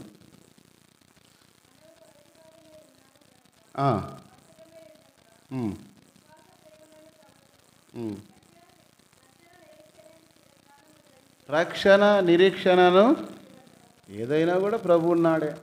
ప్రభు మీద ఆధారపడి ప్రార్థన చేయి, ప్రభు మార్గం ఏర్పాటు చేస్తాడు.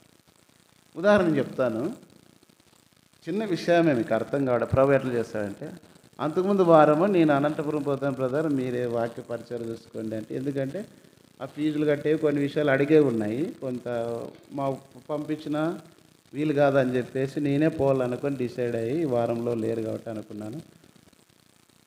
మన వైపు ప్రభు ఆదివారం కదా వెళితే ఈరోజు మరి కొంచెం ఇక్కడ సంఘంలో కూడా మరి పరిస్థితి ఇట్లుంది, అయినా నువ్వు ఏదో రకంగా మార్గం ఏర్పాటు చేయి అని ప్రార్థిస్తే, వాళ్ళు ఆదివారం రండి ఎగ్జామ్ అయిపోయిన తర్వాత పంపిస్తామని వాళ్ళు చెప్పినారు. పోతూ వచ్చినప్పుడు ఆ ఫీజుల విషయాన్ని కొన్ని విషయాలు మాట్లాడేది ఉందన్నట్లు నేను అట్లా అనుకున్నాను. కానీ శనివారంకి ఏమొచ్చిందంటే ఎగ్జామ్ క్యాన్సిల్ అయింది, శనివారంకే పిలుచుకొని పోండి అని పంపించాను. సరే, అప్పుడు అనిపించింది ప్రభు ఆదివారం తిరిగి నీ ఇంటిని పోగొట్టుకోకుండా నీ ఇంట్లో ఉండడానికి చిన్న మాటే, పోగొట్టుకోవడానికి ఇష్టం లేదు కానీ పరిస్థితి ఇట్టుంది, సహాయం చేయాలి. నేను ఎందుకు చెప్తానంటే కొన్నిసార్లు కొంత తప్పని పరిస్థితులు ఉంటాయి, మన అట్లని అంతా అట్లని కాదు. అంటే ప్రార్థన చేసి ఏదో రకంగా దేవుడు మార్గం ఏర్పాటు చేస్తాడు. అందరికి ఒకే రకంగా ఉండాలని కాదు. మళ్ళీ కొన్నిసార్లు ఏం చేస్తారంటే నాకు నచ్చిందే కరెక్ట్ అన్నట్లు చెప్పుకుంటూ పోయేది కరెక్ట్ కాదు. ఇప్పుడు ఉద్యోగస్తులు ఉంటారు, సంసోన్ ఉన్నాడు, ఆయనకి ఆదివారం ఎట్టి పరిస్థితుల్లో డ్యూటీ ఉండదు. భారతదేశ ప్రధాని అయినా ఆడాయన తిరుగుతాడు కానీ ఆయనకైతే డ్యూటీకి పోయే అవకాశం లేదు. అది ఏసేపు దేవతలు ఉన్నారనుకో, వాళ్ళకి ఎప్పుడు వస్తాయో తెలియదు, ఎప్పుడు పిలుస్తారో తెలియదు, వాళ్ళ డ్యూటీలు వేరే వీళ్ళు. రైలు నడిపేవాడు ఉన్నాడు, సంసోన్ ఉన్నాడు, వేరే వాళ్ళు డ్యూటీ పెట్టినాడు 15,000 ఇచ్చి. రైలు నడిపేవాడు నేను కూడా రానబ్బా ఆయన పంపుతానంటే జరుగుతుందా?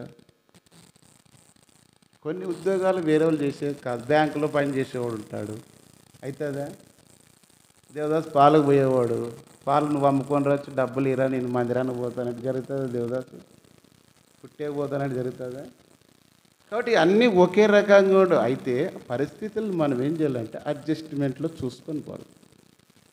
కాబట్టి నాకు తెలిసింది నేను చెప్పినప్పుడు నువ్వు ఆదివారం ఇట్లా అన్నావు కాబట్టి మాకు అట్లా కావద్దని నా మీద అనుకోదు, నా జవాబు గురించి చెప్పిన పరిస్థితి దేవుడు అనుకూలం చేస్తాడు.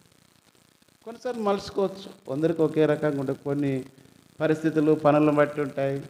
కొన్నిసార్లు ఇప్పుడు యోహానే ఉన్నాడు, కారు పెట్టుకున్నాడు, యోహాన్ కర్నూలుకు పోవాలంటాడు, కర్నూలుకు పోతే 3-4 వేలు వస్తుంది, వెహికల్ పెట్టుకున్నాడు, ఆయన ఉద్యోగం ఉందా పొగలకి? నేను రానన్నా అని కొంతమంది ఉన్నారు, దేవుని కొరకై ఆ రోజు కొరకై లేకపోయినా పర్వాలేదు ఉంటానని. కానీ ఎందుకు చెప్తానంటే కొన్నిసార్లు కొన్ని సంఘటనలు ఉండకపోవచ్చు. ఈరోజు ఉంది ఆయన బళ్ళారికి బాడికి పోవాలంటే యోహాను, కానీ నేనేమంటే బస్సుకు పోయి తిరిగి వచ్చేవారు సాయంత్రం అయితే బయలు స్టాడ్ ఉంది కాబట్టి వెహికల్ పోదాంపై యోహానాన్ని పొద్దున పోయి తొందరగా మళ్ళీ వచ్చేసి ఇక సాయంకాలం నేను బయలు స్టడీ తీసుకోవాలంటే ఇట్లా అనుకూలం చేసుకుంటే డబ్బు పోయినా పర్వాలేదు, దేవుని పని ఆగిపోకూడదు. ఒకటి, నాకు అప్పగించిన పనిలో నమ్మకంగా ఉండాలి. కాబట్టి ఇక్కడ మన తలంపు ఏమంటే శిరస్రానము, దేవుని వాక్యము చేత మనము దేవుని ఆలోచన విధానంలో మనం ఏం కావాలా? శిరస్రానం, దేవుని మీద ఆధారపడడం, ప్రార్థన చేసేది. తర్వాత 6వది దేవుని వాక్యం అనే ఖడ్గం. కత్తి వేరు, ఖడ్గం వేరు. కత్తి అంటే చిన్నది, ఖడ్గం అంటే పెద్దది. ఇక్కడ వాక్యం అనే ఖడ్గం, దేవుని వాక్యమే మన ఖడ్గం. ఏ విషయంలోనైనా సాతాన్ని ఓడించడానికి, ఎదిరించడానికి మనకు తెలుసు. యేసు ప్రభు బాప్తిసం పొందిన తర్వాత 4వ అధ్యాయం మత్తయి సువార్తలో శోధించినాడు. శోధించినప్పుడు ప్రభు మనుషులు రొట్టె వలన కాదు కానీ దేవుని నోటి నుండి వచ్చు ప్రతి మాటలో దేవుని వాక్యం ఎత్తి మనం ప్రార్థన చేస్తూ వచ్చినప్పుడు మనకు భయం వచ్చినప్పుడు యేసు రక్తమే జయమంటాం. కడుపు నిండినప్పుడు ఏమన్నా చేయని పండుకుంటాం. అట్లా అది కాదు భక్తి. మేము అప్పుడు గుంటకాలకు వచ్చేటప్పుడు రాత్రి పూట బేర్సో మీటింగ్లు నడుచుకుంటూ వస్తే అప్పుడు కొన్నిసార్లు గాలి మబ్బు చీకటి ఉన్నప్పుడు పాట పాడేది ఏమని, యేసు రక్తం పాట ఉంది కదా మనకి, నీ రక్తమే, దాంట్లో చరణాలు ఉన్నాయి. నన్ను వెంబడించు సైతాను, నన్ను బెదరించు అనే పాట. ఆ చరణాలు పాడుకుంటూ వచ్చేది. మనిషి భయమే కొన్నిసార్లు.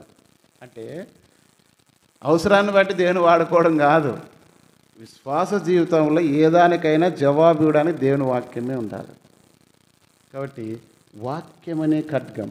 ఎట్లా? దేవుని వాక్యం చదవాలా, దేవుని వాక్యం శ్రద్ధగా వినాలా, సాధ్యమైనంత వరకు రాసుకోవాలా. చెప్పి ఎల్లసారి డబ్బులు చెప్పాను. వినడము, రాయడము, చదవడం, ఈ 3 ప్రక్రియలు జరిగినప్పుడు ఆటోమేటిక్గా నేర్చుకుంటాం. నువ్వు బోధకుడవుతావు. కొంతమంది పాట పాడేటాడు, పాట వినరు, పాట ఎక్కినప్పుడు ఎక్కడెక్కడ లయ ప్రయాస తెలియదు. కాకి కోకిలు ఉన్నట్లు ఉంటుంది. కాకి ఒక రకంగా అరుచుంటుంది, కోకిలు ఒక రకంగా ఉంటుంది.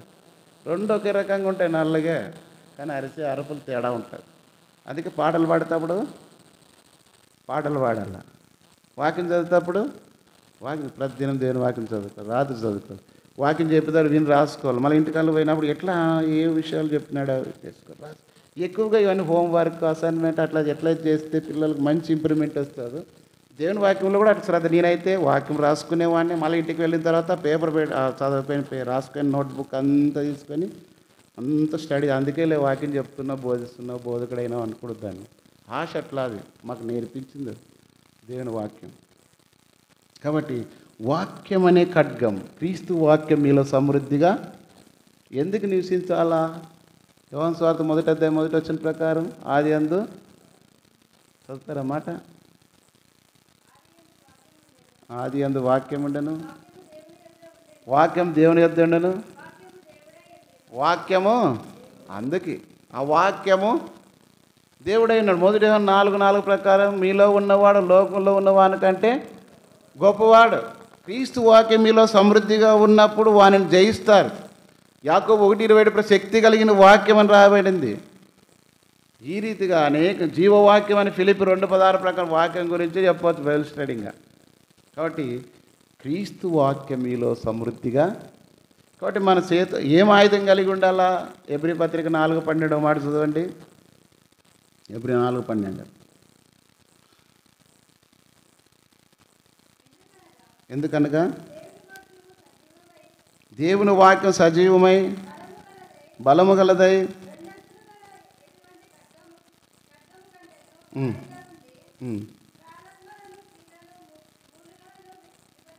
మూలుగాను విభజించినంత మట్టుకు దూరచు. మేమిద్దరు నత్తోళ్ళే చదువుకుంటున్నాం. ఏమంటే ఆయన కొంత ఎక్కువ ఉంది, నాకు తక్కువ ఉంది. ఎందుకంటే నేను చెప్పి కొంత అలవాటు అయింది, అంతేంలే. మీరు మాత్రం చాలా తెలివిపర జ్ఞానం. ఎవరు చదువు రాని వాళ్ళు అందరూ పాపం కదా. ఏమేస్తారు? రాదా? ఏం పీలా చదువు? ఏం చదువులే. మా అక్క ఉంది, చెల్లెలు ఉంది, నేనెంటికన్నా ఎంత చదివితే అంత మంచిది. ఏమ్మా సువర్ణ, చదవండి, అప్పుడు చదవండి. కొంచెం బ్రతిమలాడ చదివించుకున్నట్లుంది, ఏదో పూజారి దగ్గర పూజ చేయించుకున్నట్లుంది మీ దగ్గర దర్శనిచ్చి. వాక్యం చదివే నేర్చుకోండి. మా పిల్లలు కూడా అంతే. రానోళ్ళకి వాళ్ళ స్వతంత్రం, వాళ్ళని ఏం చేయలేము. స్వాతంత్ర సమరయోధులు ఉన్నట్లు వాళ్ళు ఏడ కూర్చున్నా పింఛన్ వస్తుంది అన్నట్ల రానోళ్ళకి చింతేదారు లేదు, చదువు రానోళ్ళకి ఇంక అంతకంటే ఆధారం లేదు కదా. కానీ నేర్చుకోండి.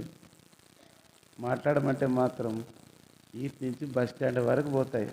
ఏం సోని బాగా చదువుతావు, నువ్వు ఎందుకు చదువు?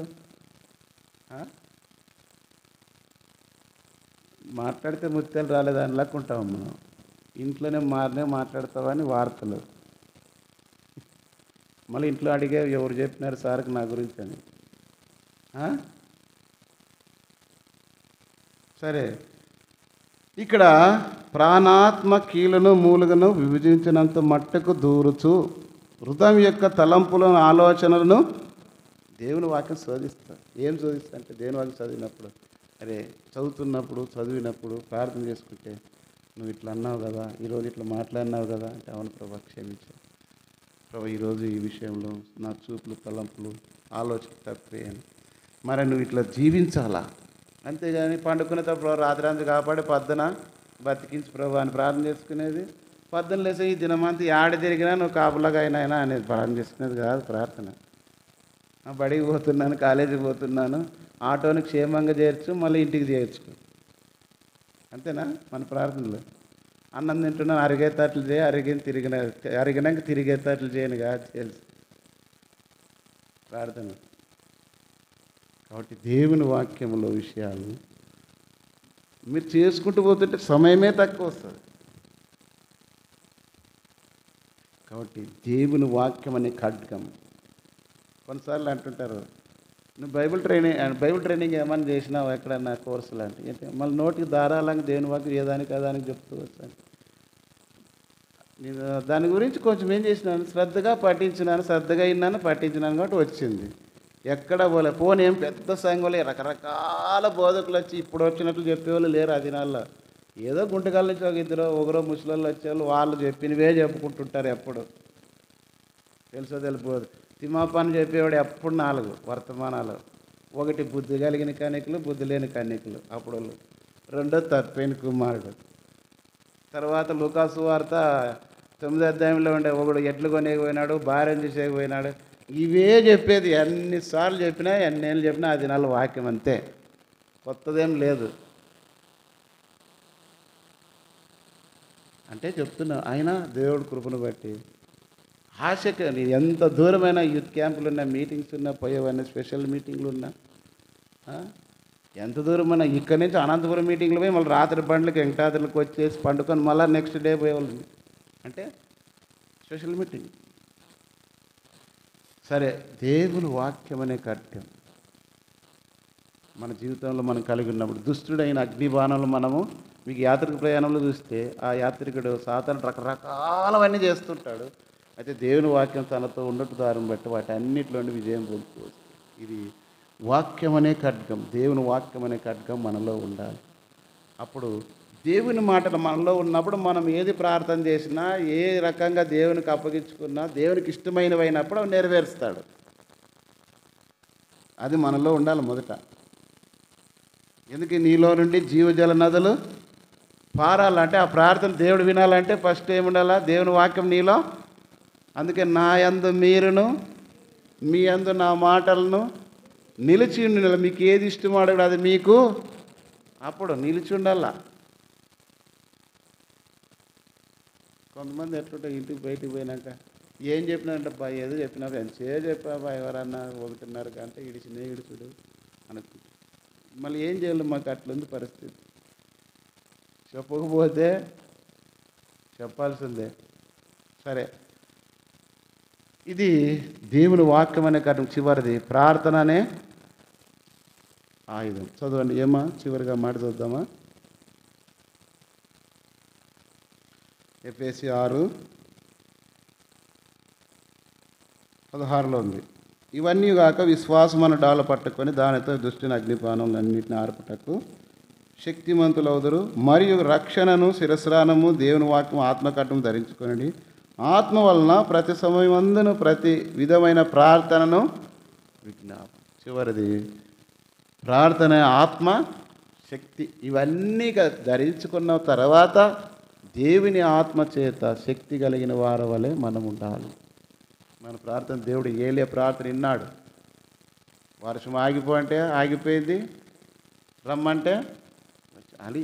ఆ రీతిగా దేవుని వాక్యం మనలో ఉన్నప్పుడు దేవుడు మన పక్షంగా ఆయన మన కార్యాలు జరిగిస్తూ, మన ప్రార్థన అనేటువంటి ఆత్మశక్తి కలిగిన వారుగా ఉండాలి. బలము చేతను శక్తి చేతను కాకన్నా ఆత్మచేతను, ఇది ప్రార్థన ఆత్మ కలిగిన వారుగా ఉండాలి. దేవుని వాక్యం కలిగిన వారు ప్రార్థనాత్మ కలిగి. కొంతమంది ఇప్పుడు ఏం చేస్తారంటే, కొన్నిసార్లు దేవుడు నాకు ఇది బయలుపరిచినాడు, ఇది అది దేవుని ప్రేరేపణతో చెప్తున్నాను అని చెప్పి కానీ లేనిపోయిన మాటలని చెప్పి యూట్యూబ్లో చూస్తే అప్రదిష్ట పాలవుతున్నారు. కాబట్టి పెద్ద పెద్ద బోధకులు అవసరమా రాజకీయాల గురించి వాటి గురించి ప్రకటన చేయాలని, దేవుని వాక్యంలో అవన్నీ గురించి వాళ్ళు నిన్ను అడిగితే నువ్వు వరకే చెప్పు. కానీ ఇప్పుడు ఏమవుతాయంటే రకరకాల దేవుని నామానికి దూషణ. ఎవరినైనా పడగొట్టేవాడైనా లేవనెత్తేవాడైనా మన పని ఏమంటే మనం నెమ్మదిగా సుఖంగా బ్రతుకు నిమిత్తం నీ ఏర్పాట్లో ఉన్న వారిని దేవుడు అనుగ్రహించన్నట్లు మనం ప్రార్థన చేయాలి అంతే. కాబట్టి ఇక్కడ ప్రార్థనాత్మ కలిగిన వారుగా మనం ఉండాలి. ఎప్పుడైతే ప్రార్థన శక్తి మనం కలిగి ఉంటామో దేవుడు మన ప్రార్థన ఆలకించి. మరి ఒక మాట చదువుకొని ముగిస్తామండి. యాకోబు 5:16 రాయబడింది కదా, ఏలియా మన వంటి స్వభావం గల మనుషుడే, అతడు ప్రార్థన చేయగా, చదవండి మాట 5:16 17 ఏలియా మన వంటి స్వభావం గల మనుషుడే.